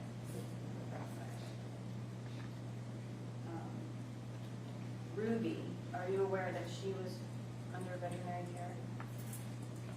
I'm aware that she had been to a veterinarian, yes. And that she was being treated for her wounds on her open tail? I'm aware that the veterinarian conveyed to the Chandler Police Department that they were very concerned about that dog. And are you aware that there were 2 doors accessing the garage? I do believe that that was discovered later after the fire department was pulling the debris and trying to get the garage door open, that they did find another door. So there was a door accessible from the garage to the outside backyard, That was the door we entered in, yes. and then there was a door accessing the house to the garage. I never saw that one. But it's possible there was another door, correct? It's always possible, yes. Um,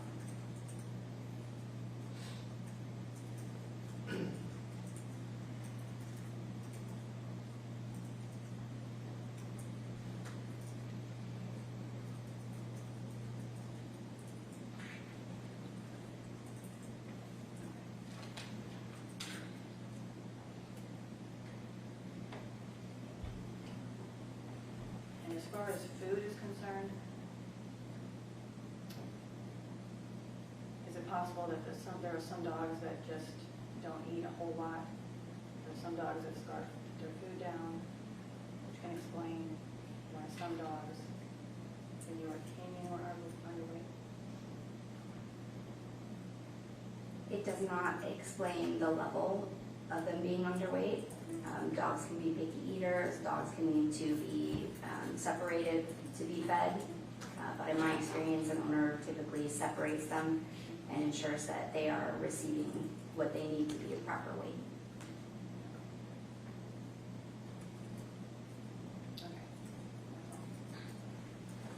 Okay. Any, no other questions? Any redirect, Mr. Yu? Just real briefly, Your Honor. When AHS investigators visited Chauncey, he was laying laterally in feces, is that correct? Yes, that's correct. And that's depicted in that picture that we entered into evidence? Yes, that's correct. And the owner was right there present, am I correct? That's The correct. petitioner? Yes. Was there any attempt made to pick up that feces or clean that off the ground? Not while the investigators were present. And we also talked about, I think it was Butters, about this cough. Petitioner was indicating perhaps that there wasn't an official diagnosis for kennel cough. And why was that? In my experience, a veterinarian will see the symptoms exhibited by an animal and diagnose and treat based on those symptoms. Diagnostic testing was completely separate from that, but they would identify the symptoms and attempt to treat based on what they see in front of them. The test could have been done, correct? There were additional tests that were offered and declined. There was also mention regarding how bandaging and wound wraps could come off. Let's talk about Ruby. That was the dog that was in the bathroom with an necrotic tail, is that correct? Yes. Did you see any bandages either on the tail or in the kiddie pool or anywhere near that animal? No, and that location on the animal would have been very difficult to secure a bandage. It's my understanding that surgery was recommended. However, that dog would have needed to be in a very clean environment to ensure that that infection did not continue. And in your opinion, was that dog in any environment? No, not in my opinion. I have no other questions. You may step down.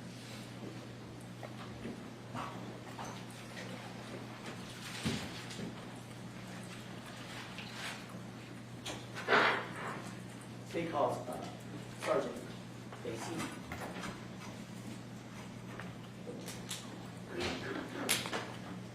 Do you swear or affirm the testimony given in this proceeding will be the truth, the whole truth, and nothing but the truth? I do. Please take the witness stand.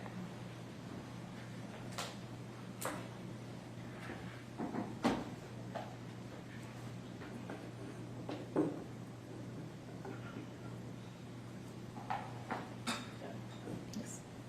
Sergeant Basie, can you state your name and spell your last name for the record? Sergeant Nicole Basie, B as in Victor, A-S-E-Y. And how are you employed?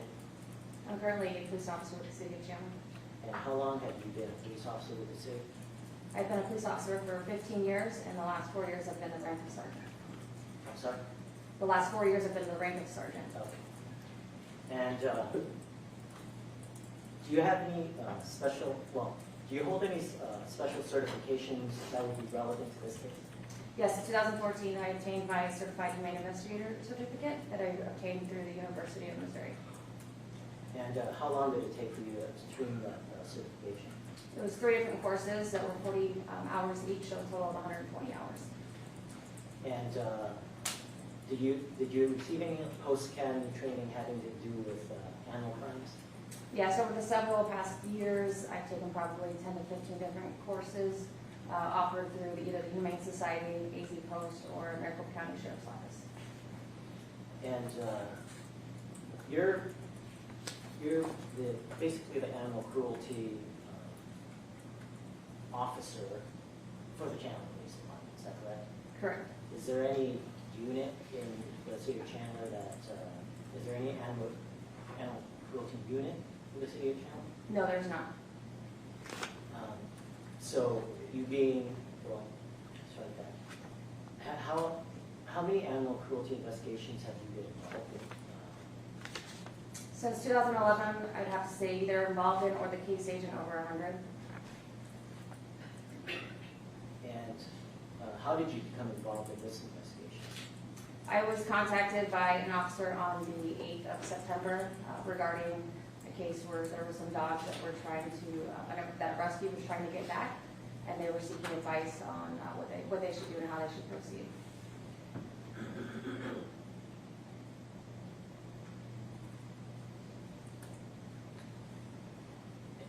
As part of your investigation, did you have a conversation with the petitioner in this case? I did several days after the initial contact with that case agent. Would that be on September the 19th? That's correct. In terms of that contact, what was the discussion regarding?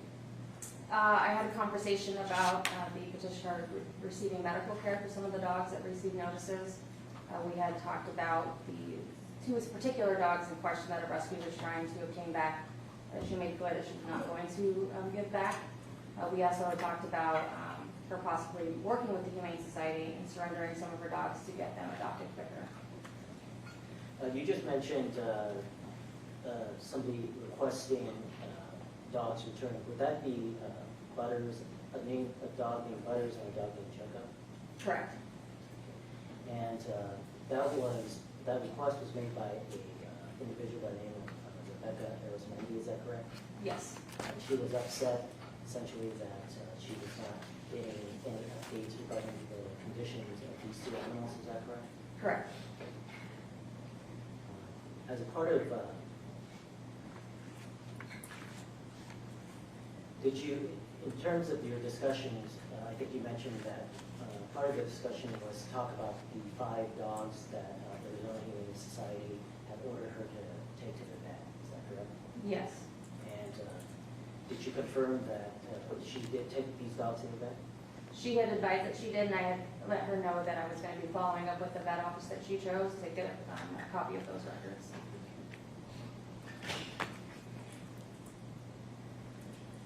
On that same day, did you receive medical records from the petitioner's veterinarian? I did. And was that vet from Market Street Pet Hospital? Correct. And with regard to Chauncey, what did the records indicate? If I recall correctly, it was that the dog was underweight, could not stand or walk on her own. If I recall, it had a body conditioning score too. Was there also some specific mention regarding pain in the hind limbs? Yes, that there was deep pain in the hind limbs. And then the state of the pelvic limbs, do you recall what the state of the pelvic limbs were? I'd have to refer to my report. Do you have a copy of it in front of you? I do. Did you prepare that report, put some time in this effort, Correct. and it's accurate? Yes. And it would help refresh your recollection regarding the condition of the pelvic limbs that was indicated by the vet from the Market Street Pet Hospital. Yes. If you could go ahead and just look at it, tell me when your recollections were correct.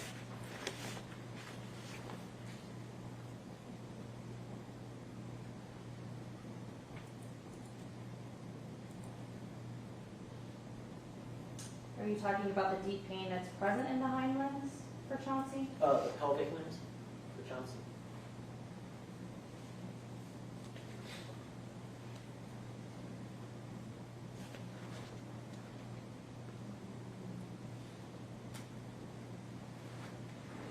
The only other notes that I have for her in my report was that she was emaciated and lethargic. Was that also the dog, Chauncey, that was found laying laterally in its own feces? Yes, According to earlier testimony? yes. Let's go on to Rudy. What do you recall regarding the medical records that was submitted for Rudy? For Rudy, I recall that he had bloody diarrhea, that he had open wounds in his hind legs, that he was also down behind, and had various ulcers in the back end. Was there a recommendation for deworming of that dog? Yes, And what was the petitioner's response to that? she declined. There was a third dog that you received medical records for by the name of Sunny, is that correct? Yes, And that was not one of the dogs that was ordered by AHS to the vet hospital, or to the vet, is that correct? correct. So petitioner voluntarily brought that dog in? Yes. What was the condition of Sunny? The study was also down and hind, the vet had recommended a double amputation of both rear legs due to bone exposure. So she had brought in these dogs voluntarily, or actually at the direction of Arizona Humane Society, just so that I'm clear, these dogs were seen and treated, or treatment was recommended, is that correct? Correct. And then they didn't remain at the vet. No, they did not. These dogs were then returned to the petitioner, is that correct? Yes, And then she went back home with them. yes. Now, what ultimately happened with these three dogs? They were euthanized. On September 20, did you have another conversation with petitioner? Yes. And what was that nature of that conversation? Conducting additional medical treatment that the vet had recommended for the animals that she received a notice for. We had also discussed further working with the Humane Society to get her to surrender some more of the dogs. We had also discussed, just because I was told there was a large amount of animals in the home, that the potential of the ammonia levels in that house, and then just the continued care of those dogs. So basically, just your concerns regarding the ammonia levels. Was there any discussion regarding the number of dogs that she possibly had? She estimated that she had 25 to 30 animals. Was that a concern to you? Yes.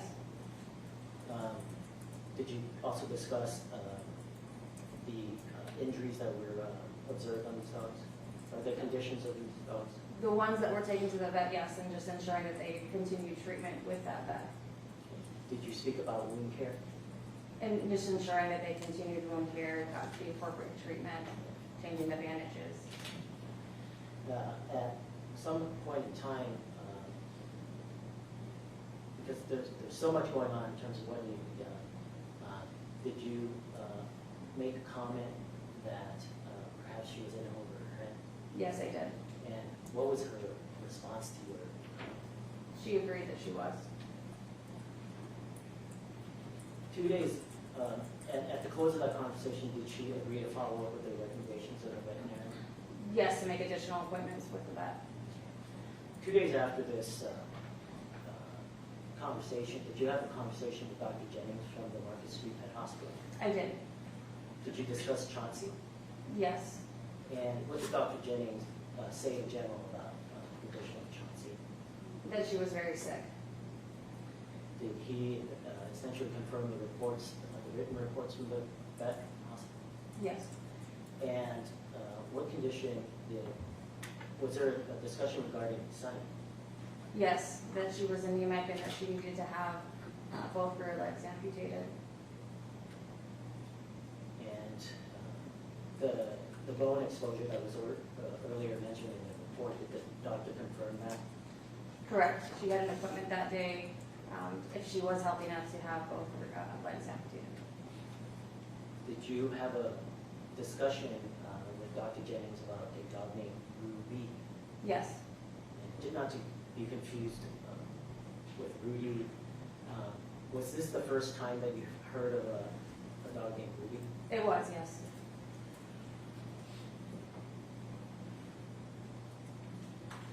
And what was the discussion regarding Ruby? That Ruby had a tail that she had chewed down to approximately 3 inches that needed to be amputated. that she had ulcers on the back end, and was also anemic. You mentioned 3 inches. What breed of dog is this? She's a husky. Do Huskies typically have a tail longer than 3 inches? Yes.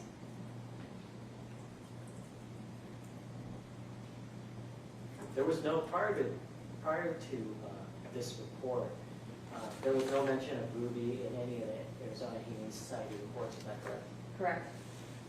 She was found ultimately during the search warrant in the bathroom, is that correct? Yes. Presumably she was hidden in that room. Yes. After speaking with Dr. Jennings, did you receive some more medical reports from the vet tech from that hospital? Yes.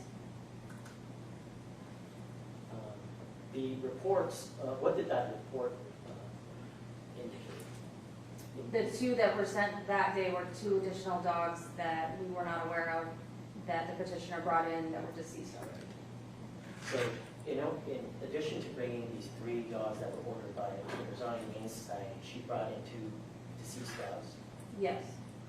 And was one of the deceased dogs named Duke? Yes. And he was identified as a male lab, 2 years old, is that correct? Correct. And the cause of death was unknown. Correct. And then second dog was a Yorkshire Terrier, only 7 months old, is that correct? Correct. And his name is Ben. Yes. After receiving all this information from the vet, speaking with the vet, knowing what you knew from reviewing these reports, what did you do? I drafted a search warrant for the residents. And were you able to obtain that search warrant? Yes, it was signed by a judge And then when was it served? that evening on the 22nd. Were you part of the team that served it? I'm sorry, what was that? Were you part of the team that served it? Yes, I was.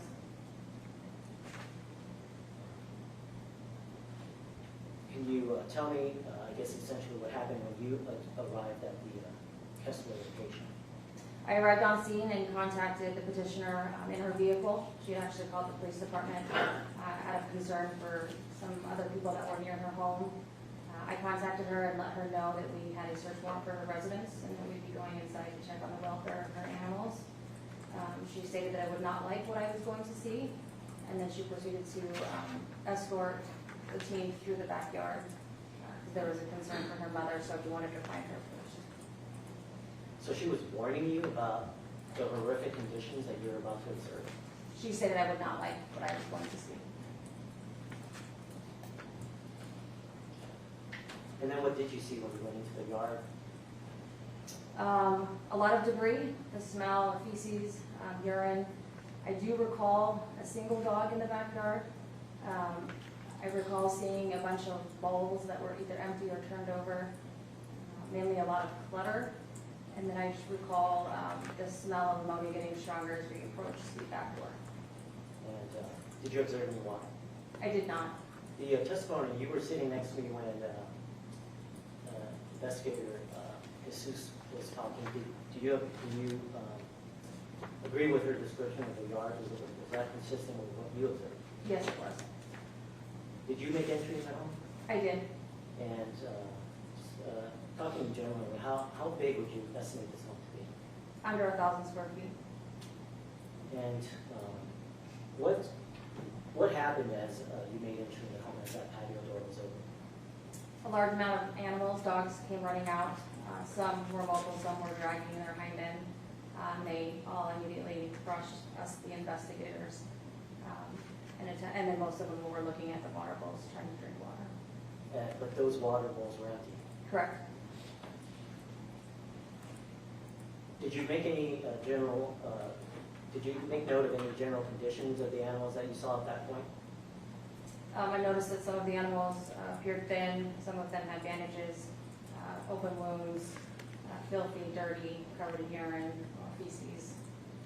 Those are the ones that I initially saw that came out of the residence. After that door was open, did you step into the home? I did.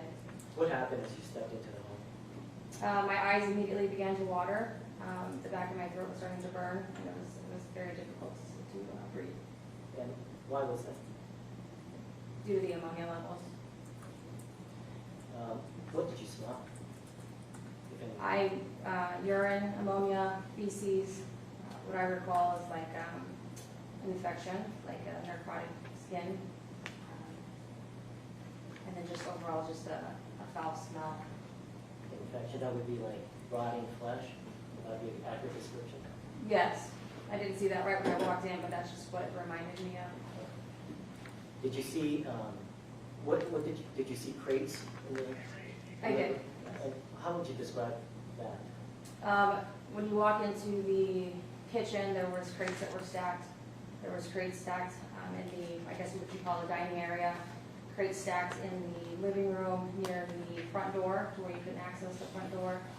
There was a playpen with animals in it. There was additional loose dogs that were in the corner. That's what I recall. Let the record reflect, I'm showing depending on what I marked as states 8. Right. I'm going to show you what I marked as states exhibit 8. What, is that a picture? It is a picture. And what is it a picture of? Right when you walk through the back door, there were several bowls that contained about 3.5 bowls that had some food in it, and then some other empty bowls. Um,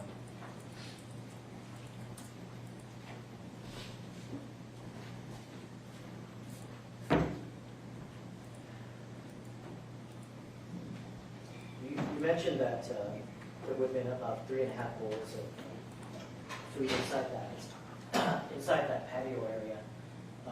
Would the dogs in the backyard have access to this food if the patio door was closed? No, Would the dogs in the home in the crates would have access to this food? no, Would the dogs in the closet or in the closed bedrooms have access to this food? no, Would the dogs in the crates in the closed bedrooms have access to it? they would not.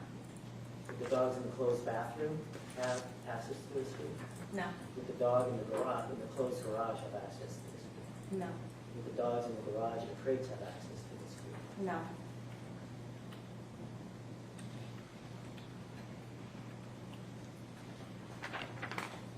And you also heard the testimony of Inspector or HSH Rep Ruthie H was with her description of the interior of that area as you walked in to be consistent with what you observed.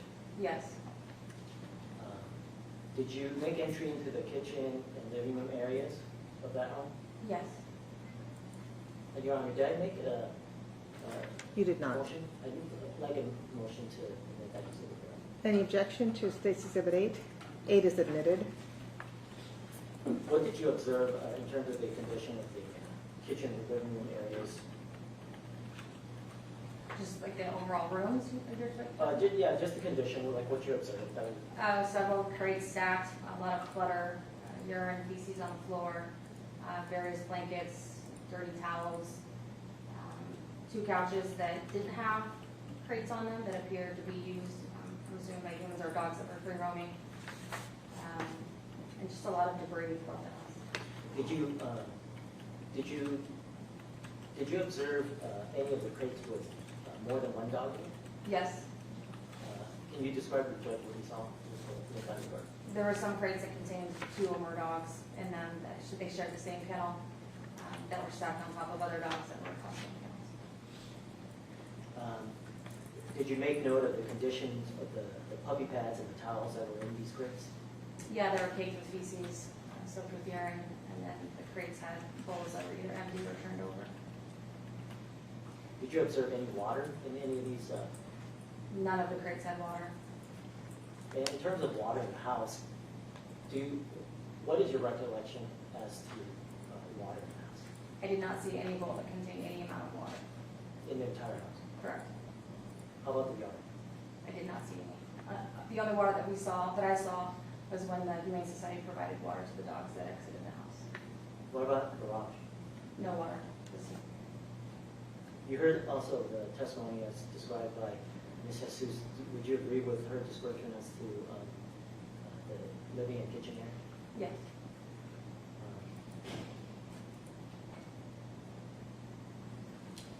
In terms of the bedrooms, what did you observe with regard to the bedrooms? Both bedrooms, the doors were closed when we made entry. Initially, another investigator walked into the rooms before I did. When I did make entry, there was additional dogs, some were loose, some were stacked in crates. The same condition of those bedrooms was the same throughout the house. There was feces, urine, food, kibble kind of thrown about the room. The rooms were very dark. We couldn't find a light to turn on, so it's hard to see close up without a flashlight. And you also heard the testimony as described by Ms. Jesus. Would you agree with her as to her assessment of the conditions of those bedrooms? Yes.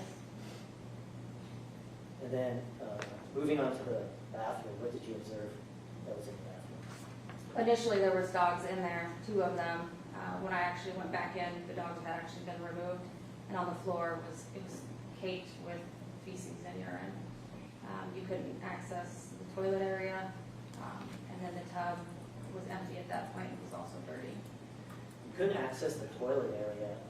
Was there another toilet in that house? No. So if a person needed to use the toilet, they would not be able to use the one that was, the only one that was in the house. At that time, no, there was too much clutter.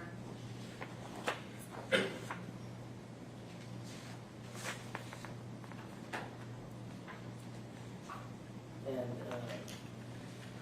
Ms. Jesus' description of the bathroom, would you agree that that would be consistent with what you observed as well? Yes. Did you make entry into the garage at some point? Yes. What did you observe there? Initially, there was dogs. I recall one being loose and then others that were stacked or that were in their crates. When I returned to the garage later, Mace said he had already removed the dogs, and I observed those crates being filled with either random pieces of food or feces and urine, and the overall condition of the crates, they were just very, very dirty. What was the smell like in there? It was a very strong smell of ammonia and feces again. Was there any ventilation in that garage? No. Would you agree with Ms. Jesus when she indicated that it was about 90 degrees in there? Yes, it was a lot warmer than the rest of the home. What time was that? The search warrant was served at approximately 5:30 p.m. So not during the heat of the day even? Correct. Was the description given by Ms. Jesus regarding the garage consistent with what you observed? Yes.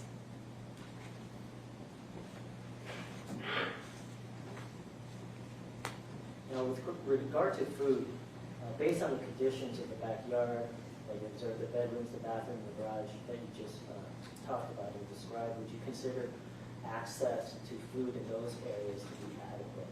No. Would you consider access to, based on the conditions now with the backyard, let's include the living room and the kitchen, as well as the bedrooms, the bathroom, and the garage, would you consider access to waters in those areas to be adequate? No.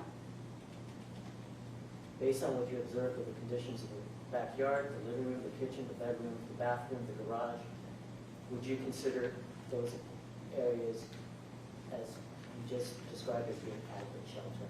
No. At some point in time, after you made entry, a fire was called, is that correct? Fire department? That's correct. Why was that? We wanted to attempt to get an ammonia reading in the home. And why did you want to do that? Was that to determine whether or not it was safe? Correct, for humans or pets to be inside the home. And did fire respond? They did. And just tell me how that occurred and what happened. So initially, the fire department had their own reading. They suited up in here. They went to the back door and they refused to go in. They said it was the levels were too high.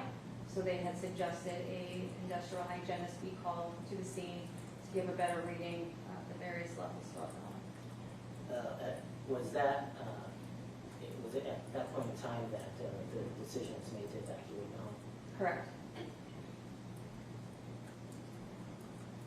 Did the industrial hygienist respond to the scene? We did. And what happened after he responded to the scene?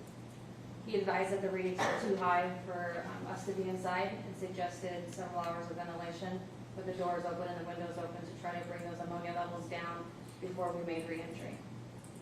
And did the fire department attempt to ventilate the house as you described? Yes, they did. How did they do that?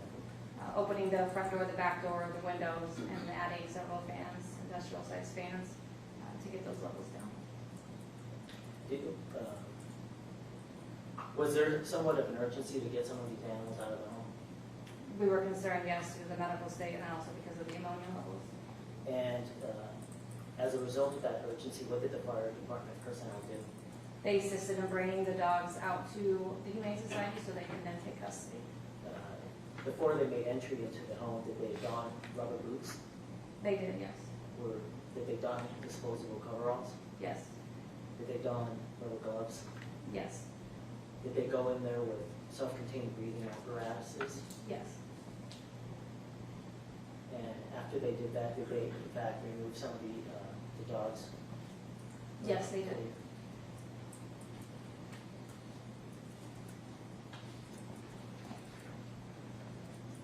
I'm going to show you what I've marked as State's Exhibit number 9, which I'm showing you the petition. Is that a series of 3 pictures?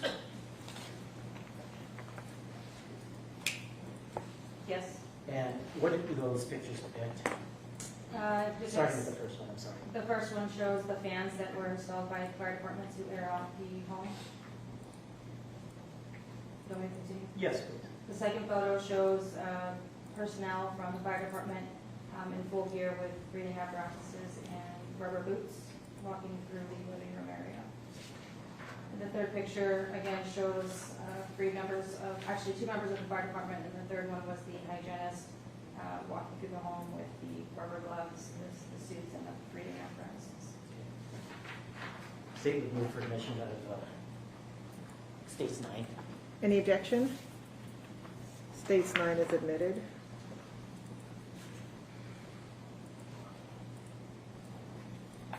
At some point in time, fire personnel as well as Humane Society personnel is allowed to enter back into the home, is that correct? Correct. We were not seeing the main areas of the home. How long would you estimate you were waiting before the house was deemed safe enough for you to enter? That was 2 to 3 hours.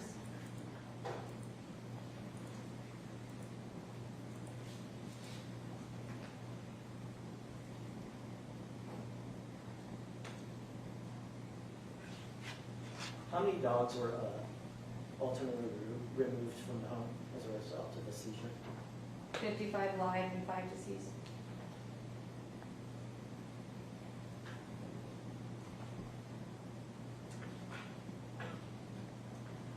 At some point in time after the house was essentially cleared, did you have a conversation with the petitioner? Yes. Did you ask her if there might be some deceased dogs in the home?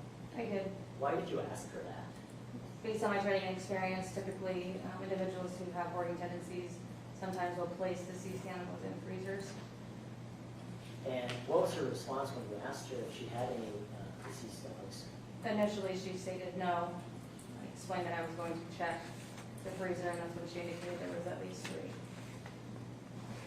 3. And based on that statement, did you look into the refrigerator? I looked in the fridge and the freezer. Let the record reflect I'm showing petitioner states 10.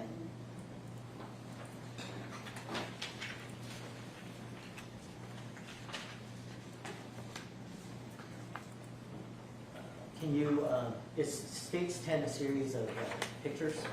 Yes. And with regard to the first picture, what is that picture there?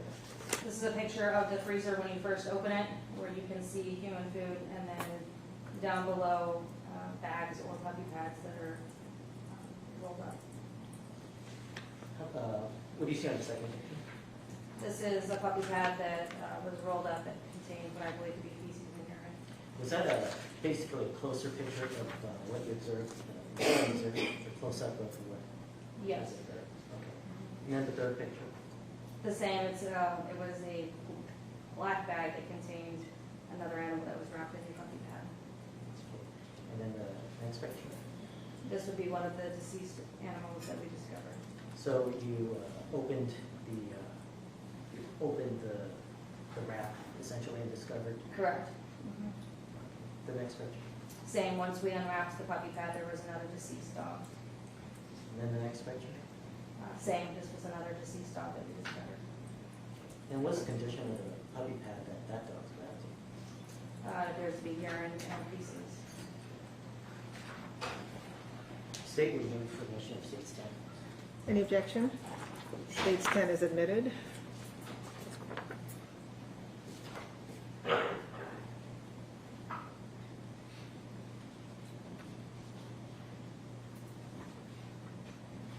As part of your conversation with the petitioner, how long did she indicate she was in that home?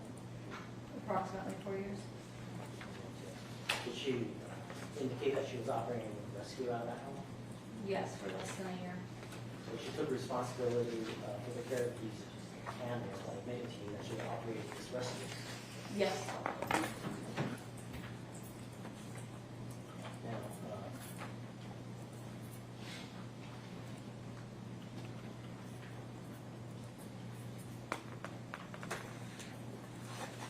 did you have a conversation, during this conversation, was there an admission, again, that she was, quote, in over her head? Yes. Can you tell the court what that context, how that subject came up and what the context was? We were just discussing the number of animals, and she was unaware that she had 55 animals in her home. And that she had taken on too many animals to be able to care for them all properly. Did she indicate how many dogs that she thought she had? The original 25 to 30. So in her conversation with her, she didn't really even realize that she had 55 dogs? Correct. Did you have a conversation with her about her employment? She stated she was not employed. The puppies that were found in the freezer, did you ask her about those? I did. And what did she say with regard to those puppies? She had stated that they had passed away over the weekend, and she put them in the freezer with the intention of taking them to the vet office on a Monday, but she had not done that yet. Did they all pass away on the weekend, or were there some that passed away before that? My understanding was that they passed away like several weeks before.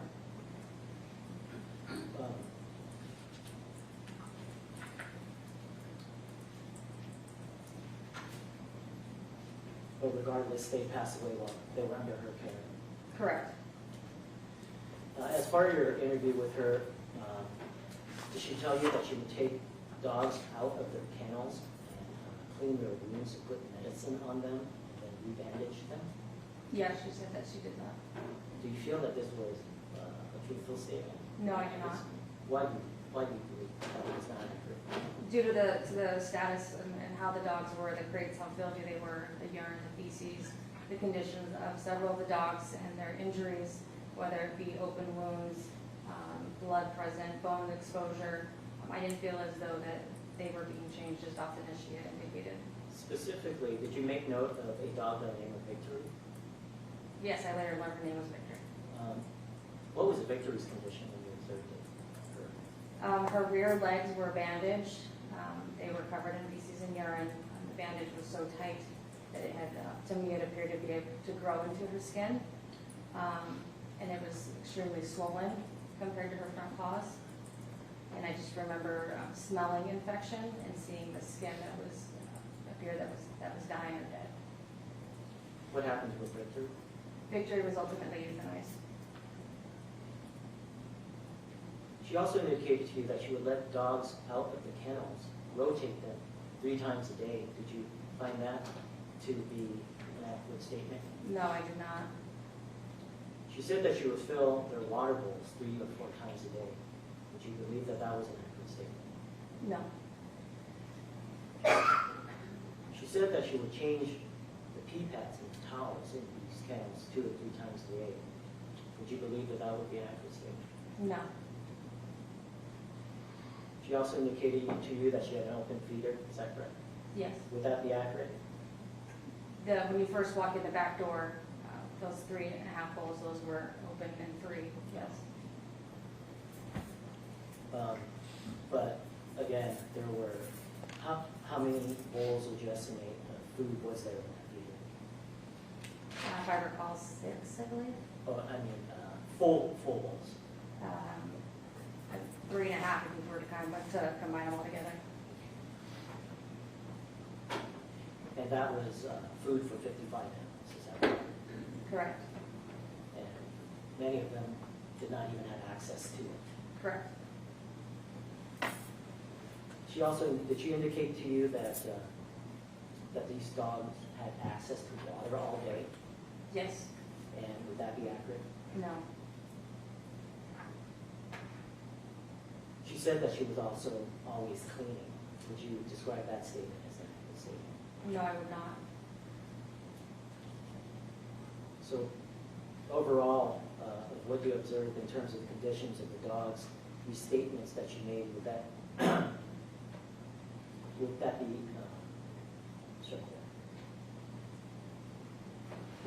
what you observed of the conditions of the dogs consistent with what she told you? No. Was what you observed of the conditions of the kennels or the crates consistent with what she told you? No. Was what you observed of the backyard or the house or the garage consistent with what she told you? No. Going back to the 2 dogs that were brought to the vet deceased, did you ask her how those dogs died? I did. What did she say happened to Duke? She stated that it was, I believe, was a respiratory issue. And what did she tell you about Ben, the 71-month-old Duke? That he had neurological issues and also an upper respiratory issue. Let's talk about, did you have a conversation with her regarding Butters? Yes. Butters was a dog that was found with open wounds on his nose, is that correct? Correct. And how long did she tell you that Butters had wounds on his paws? A few weeks. You had a discussion with her regarding Ruby, is that correct? Yes. Or I'm sorry, Rudy. Yeah, correct. Rudy was the dog that had a wound on his limb, is that correct? Yes. And how long did she indicate to you that he had this wound on his limb? At least a month. Did she indicate that she had knowledge that had become infected?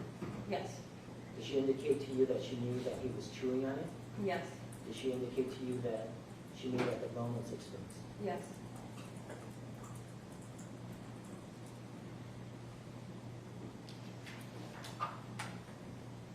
Your Honor, are we on 11? Yes, we are on 11. Your Honor, let the record reflect I'm showing petitioner with marked that states enough.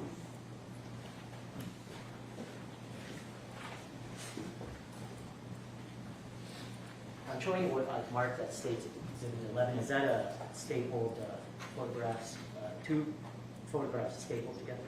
It is, yes. And what does the first photograph indicate or show? It shows a dog that's tan and white and one paw that has bone exposed. And is that dog Rudy? Yes, it is.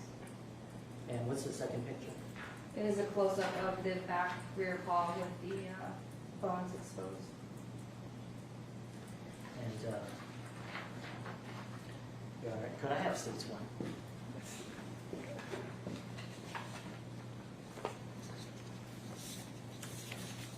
This photograph was taken on September 22nd, is that correct? Yes, it was. I'm going to show you what I previously marked as states exhibit number 1. Can you tell us what that is a picture of? This is a picture of Rudy in the backyard laying down with his rear paws being bandaged. And that was taken on September the 19th, is that correct? That's correct. So 3 days before this picture of the exposed bone. Yes. And that bandage was placed presumably by the vet that she had just taken these dogs to, is that correct? I'm not sure who placed the bandage on there.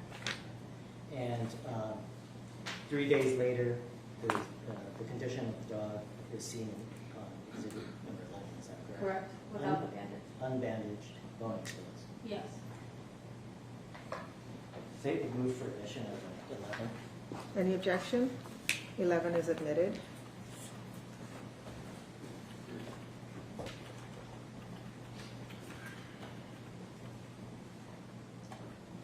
Did you have a discussion with her after talking about Ruby, about a dog named Ruby? I did, yes.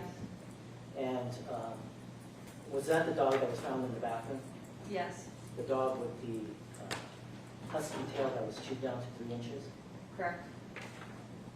Did you ask her how long she had that? Did you ask about the condition of the dog? Did you ask her about the condition of that dog? Yes, she said it had been like that for over a month. After talking to her about these animals and the wounds and the knowledge of the injuries, did you ask her if she felt like she failed to take care of the dogs and their wounds? I asked her and she said she did the best that she could. We've talked about now these specific dogs in this case. How would you describe the general condition of the dogs that you observed on the day of the search warrant? Extremely poor.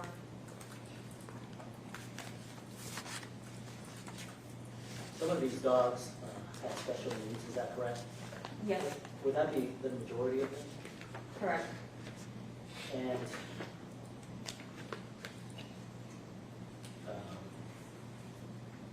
what do you know about dogs with special needs in terms of their care? It takes a lot more work than the typical dog that doesn't have special needs.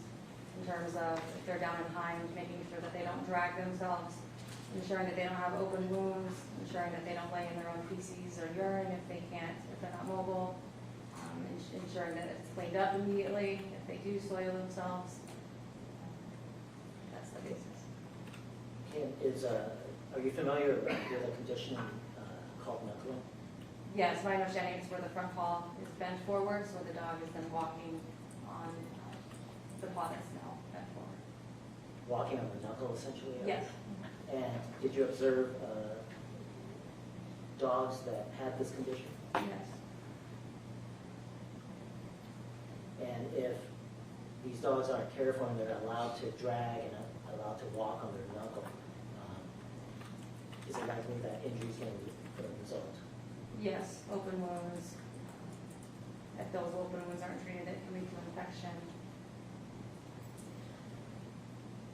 Would the wounds be more likely to become infected if they were exposed to feces and urine? Yes.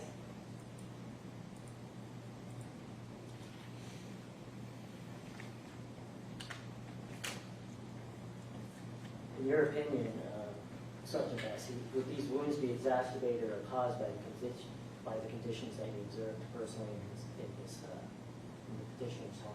Yes. I don't have any other questions. Oh, just one more. There was mention about wheelchairs.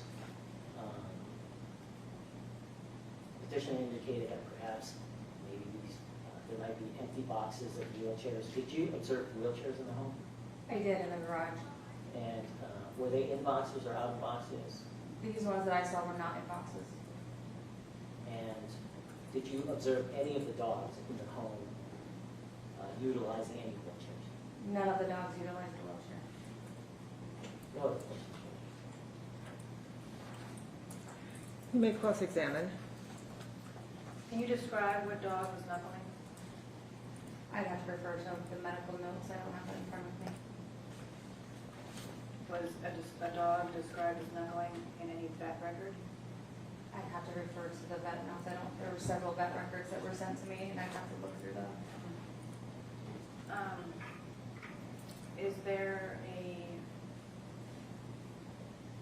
did you see any bowls in the sink? I do not recall seeing bowls in the sink.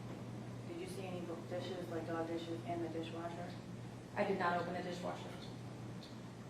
So, because you went there at a certain time, is it possible that these dogs were fed inside and outside with bowls during their breakfast or dinner? It's possible.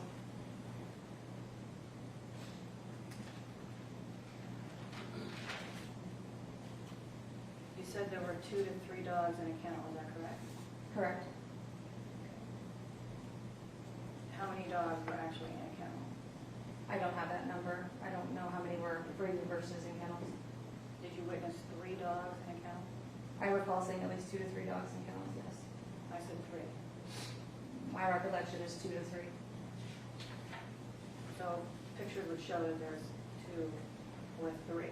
But you're saying- It should, unless they were removed beforehand, yes.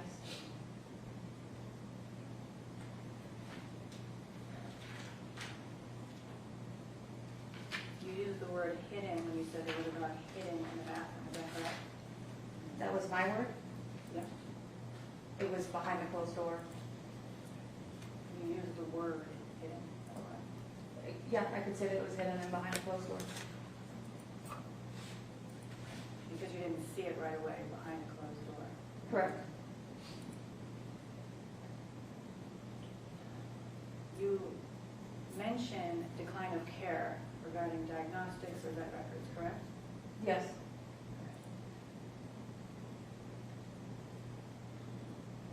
Are you're aware that when veterinarians prescribe or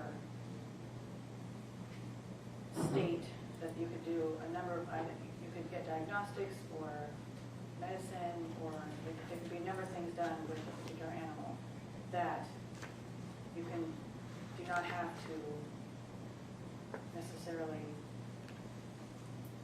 follow and do everything one day as they prescribe. That's up to the owner, correct? So it's possible that these veterinarians, when they were discussing quality of care or the diagnostics that were offered, it's possible they said we can do this, or we can start with medication first. It's possible, yes. In their notes, veterinarians always write down what they suggest to an owner, and they always have to write down whether the owner declines or accepts. Doesn't mean that the owner has. Your Honor, I believe we'll get into the area of testifying here. Sustained. Again, be sure to only ask questions at this time. You mentioned Ruby, the amputation, possible amputation of her tail, and are you aware of what phantom pain is? No. Are you aware that a lot of dogs with disabilities that have no feeling in their hind, whether it's in their hind legs or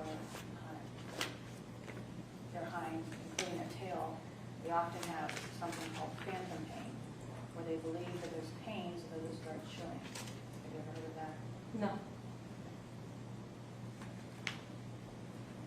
It is possible. Is it possible that Ruby had phantom pain? That's why she was chewing her tail.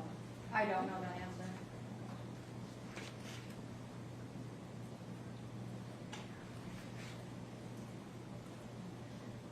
And as far as dog food in the bowls in the kitchen, it's possible that the dogs were fed separately in separate areas, outside, and in their rooms, correct?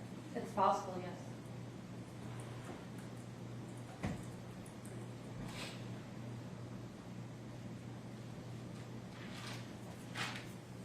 You stated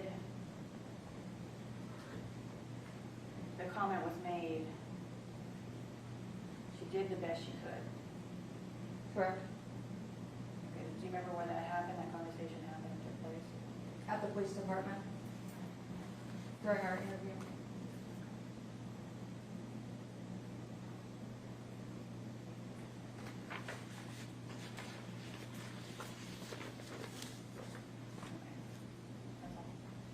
Any redirect? Just briefly, Your Honor. Are you familiar with the term body conditioning score? Yes. What do you know that to be? That there's an ideal weight for dogs, typically 4 or 5 is ideal. Anything under that would indicate that the dog is underweight. And so 3.5 would be under, Correct. 2 would be under, Correct. 3 would be under? Correct. Would these numbers be consistent with regular feces? No. Do you believe that these dogs were fed regularly? I do not. I have no other question. Okay. Sergeant, I have one question for you. Does Ms.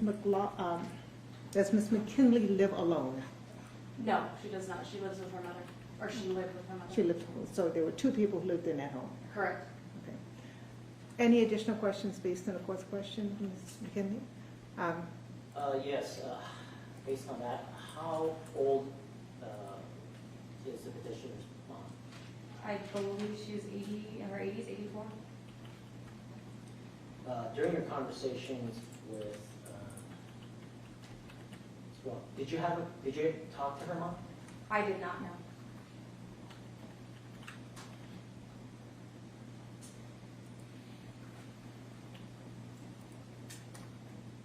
What responsibility,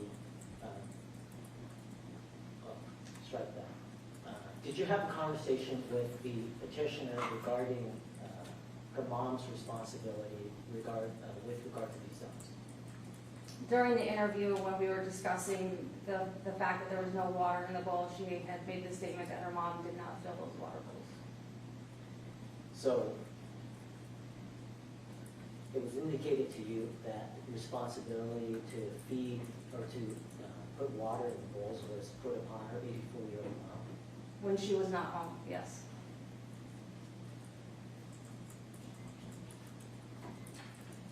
When you did have, when you served the search warrant on the home, the petitioner was there, is that correct?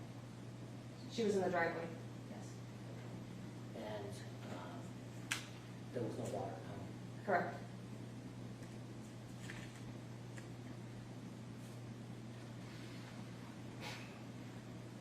I have no other questions. Ms. McKinley, any additional questions for this witness? Do you know the accurate age of Kathleen McLaughlin? No, I don't have her birthday in front of me. So you're guessing how old she is? Estimating, correct. You may step down.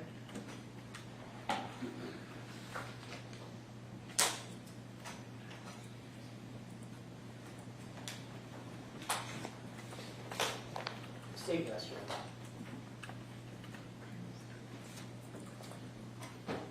That's the conclusion of the state's evidence in this case.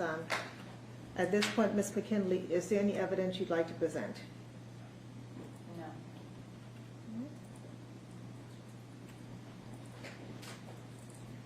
Okay, you may proceed with closing argument.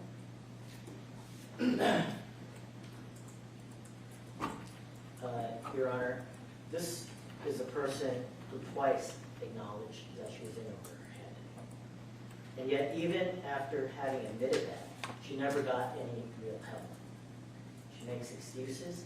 She twists the truth to create a narrative that she wants to advance from. She told Officer Vasey she would let the dogs out of their kennels 3 times a day and rotate them out. Is that what was described by these 2 witnesses that we presented to you today? Pictures don't lie. She said that she would fill water bowls 3 to 4 times a day. She said that she would take the dogs and clean their wounds with medicine and bandage them. Is that what we saw with regard to Victory and Ruthie, both of whom had to be put down? She said that she would change pee pads and towels in the kennels 2 to 3 times a day. Would that be consistent with what was observed? Those pictures. Pictures don't lie, Judge. And now, even after having been exposed, even with all this horrific evidence out in the open, she shows no remorse for creating this house of horrors. And how do I know that, Judge? I know that because we're here today, and she's requesting 13 of these dogs back. I'm here to object to that, Your Honor. These dogs need to go to people who are going to put an end to this nightmare for them. This person who wants these 13 dogs back is also the same person who surrendered 2 dead dogs to the Duke, who had breathing issues, Ben, 7-month-old puppy, died of the respiratory infection. 5 dogs seized on September 22nd had to be euthanized. These dogs were in a condition where limbs had to be amputated. Some were unable to walk, unable to get up, to go urinate, or defecate. Some were known to be experiencing deep pain, and that's from the vet's report. That's from conversation with the vet. Some had bones exposed from limbs, tails exposed, that they were chewing before they were humanely euthanized. 5 puppies found dead in the freezer. That's 12 dogs. 12 dogs that could not be saved. 47 were, including the 13 that she wants now. Now, this court has decided whether or not she gets these 13 back. And with all due respect, Your Honor, the answer should be emphatic. It is the state's burden to prove by preponderance of the evidence that defendants subjected these dogs to cruel neglect. As you know, Your Honor, that's just more likely than not. So we have to answer this question. Is it more likely than not that she failed to provide food, water, or shelter? Because that's the definition of cruel neglect. I would submit to you, based on the evidence presented, that she failed not only to do so beyond any doubt, but you know the standards by preponderance of the evidence. Let's talk about the food. You saw the picture, Your Honor. There was 3.5 bowls of food, scattered food in the feces, in the kennels, all around the house. Now, is this 3.5 bowls enough for these 55 animals? Some in the patio, some locked in crates, some locked behind doors. It's not just about access. It's about what Ruthie told you. It's about the condition of these dogs. Their body conditioning scores indicate that food was not adequate in that home. And that's the truth of it. If Your Honor finds that she did not fail and that these 3.5 bowls of food was enough, let's talk about water. The only mention of water was empty water bowls, flipped over water bowls. There was no water in the backyard, no water in the home, no water in the crates. Is it more likely than not that she failed to provide adequate water? The answer is yes. That alone, Your Honor, should be enough. If you find that, that alone should be enough to justify the forfeiture of these dogs. But let's talk about the last element, shelter. Was shelter adequately provided? On 9/8, when Officer Cohen first arrived at the scene to investigate, he could smell urine and feces from outside of the home. Officer Corcoran also smelled feces. Hundreds of flies and feces on the ground. There was a picture of that backyard with all the flies. You can see exactly what was written in those reports, in those pictures. On 9/12, Inspector Nordstrom went to the house. Dogs stacked on top of each other. Strong smell of ammonia. You heard from Ruthie. She also indicated that is not recommended practice. You cannot stack dogs on top of each other on crates because, by definition, the feces and the urine are going to penetrate into the crate underneath. That brings us to 9/22, the date of the service of the search warrant. I don't want to spend too much time because we've gone through that. We've seen the pictures, but the backyard, again, feces, overwhelming smell of urine, overwhelming smell of ammonia. Inside the house, Officer Vasey told she was taken aback by the smell of ammonia. She teared up, her throat burned, her eyes burned. Overwhelming smell of urine, feces, rotting flesh. These were necrotic wounds that were soaking in urine. That's not adequate shelter. Crates of dogs stacked on top of each other. And the conditions in the living room and kitchen. Some with dogs, more than one dog in the same kennel. Crates with puppy pads and towels caked with feces and soaked in urine. Dogs found sitting in their own urine and feces. It's indicated in that picture of the dogs in the bathroom was disturbing. The German Shepherd, you see that picture, that dog was literally laying in feces. And in that pool, in the kiddie pool that was also in the bathroom, picture of Ruby. Tail chewed. If you look at that picture, you see also bloody stool.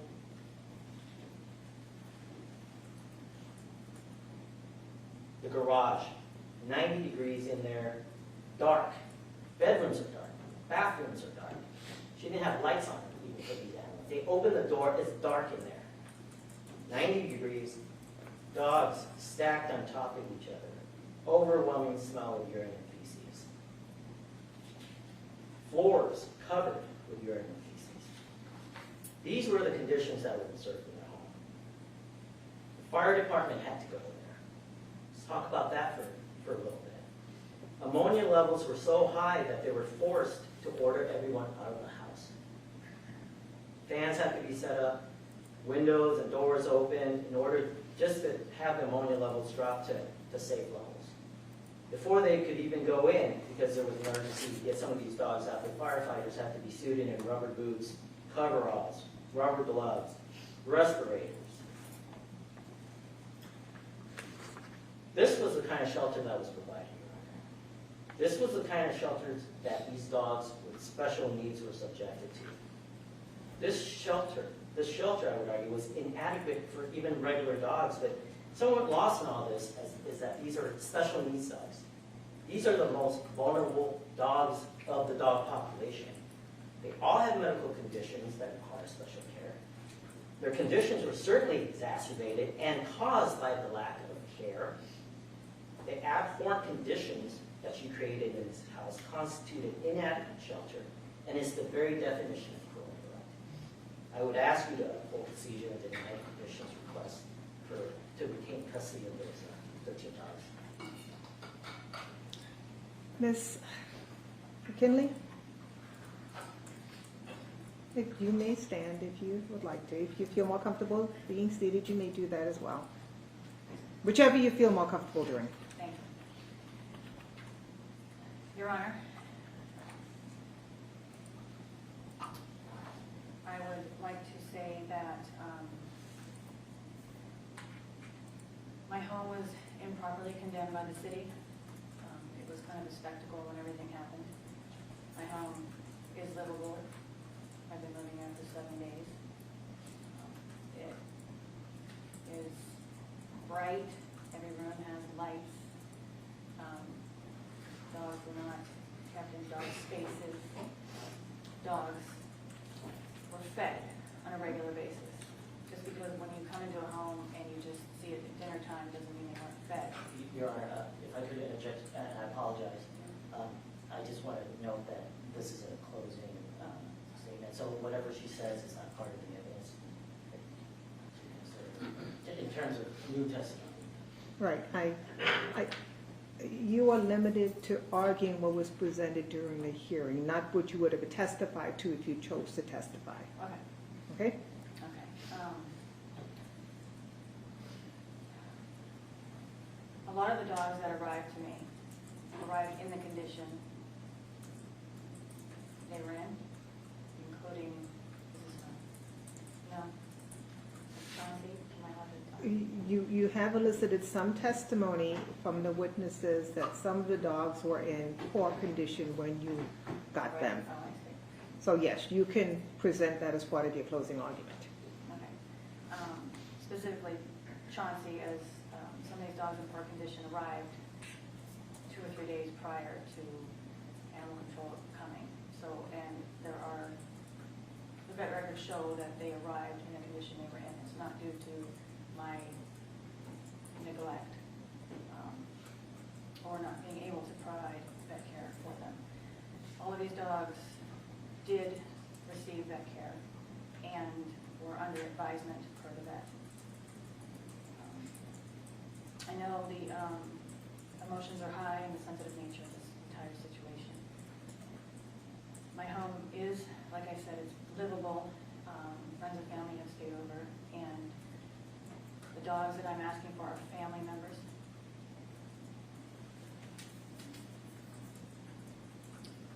Some of them have been with me for 10 years, 8 years, 7 years, 5 years, 4 years. They're not replaceable. You cannot replace these lives. And that is why I'm requesting those particular dogs.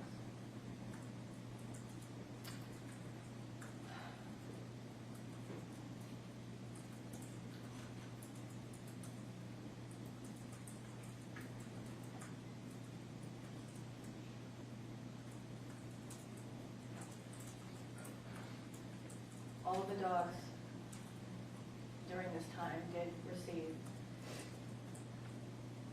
shelter. They did receive water. They did receive enough food.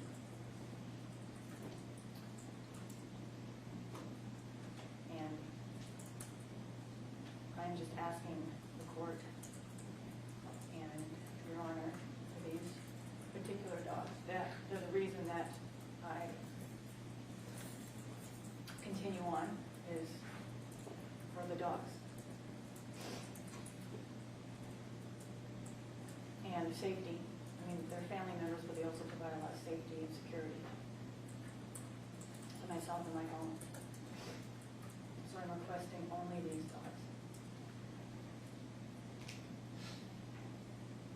Anything else? No. Anything else in rebuttal argument? Your Honor, Christie? just briefly, you know, these dogs can't take the stand, obviously, and tell you that this was neglect. But the death of Duke and Ben should speak to you. The 5 dogs that were seized, that had to be immediately euthanized, should speak to you. The dead puppies in the freezer should speak to you. The conditions of this house should speak to you. And the injuries that you see in those pictures should speak to you. I'd ask that you deny the petition, Your Honor. And I've considered evidence presented today. The state has to prove that the petitioner, Ms. McKinley, subjected the animals under her care and control to cruel neglect. Cruel neglect means to provide an animal necessary food, water, and shelter. The evidence presented today, Ms. McKinley has convinced me by preponderance of evidence that these animals were not properly cared for. They lived in deplorable conditions. No animal should be forced to live in these conditions. You thought you had 25 to 30, you actually had 60, 5 were dead. You didn't even know how many animals you had. Their condition was ongoing. It wasn't just a one-stop, one check on them and they weren't good at one point. They developed these conditions because you just simply did not care for them appropriately.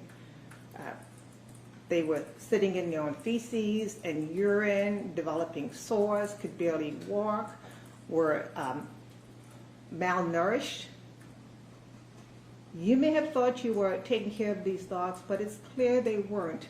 The pictures speak for themselves. The condition that the animal control officer and the police officer, Humane Society and the police officer saw these dogs in is just unacceptable. I know you're only asking for the 13 family dogs. You're not asking for the balance of the dogs to be returned to you. But the dogs that you had, all of them were subjected to cruel neglect, so I am going to grant the seizing agency's request that these dogs not be returned to you. You have forfeited the right to have these dogs. You can appeal my decision because I need to actually prepare an order that goes specifically to the dogs that you were contesting. You can appeal my decision. If you do so, you must do so within 14 days of today's date. If we fail to file a notice of appeal within 14 days, you'll lose that right to appeal. And the dogs are not going to be given to anyone short of 14 days because you can exercise that right to appeal. But these dogs need to be in a home that will properly care for them. Okay, we're off the record, and I will ask at this point that, okay, we need to obviously leave in a very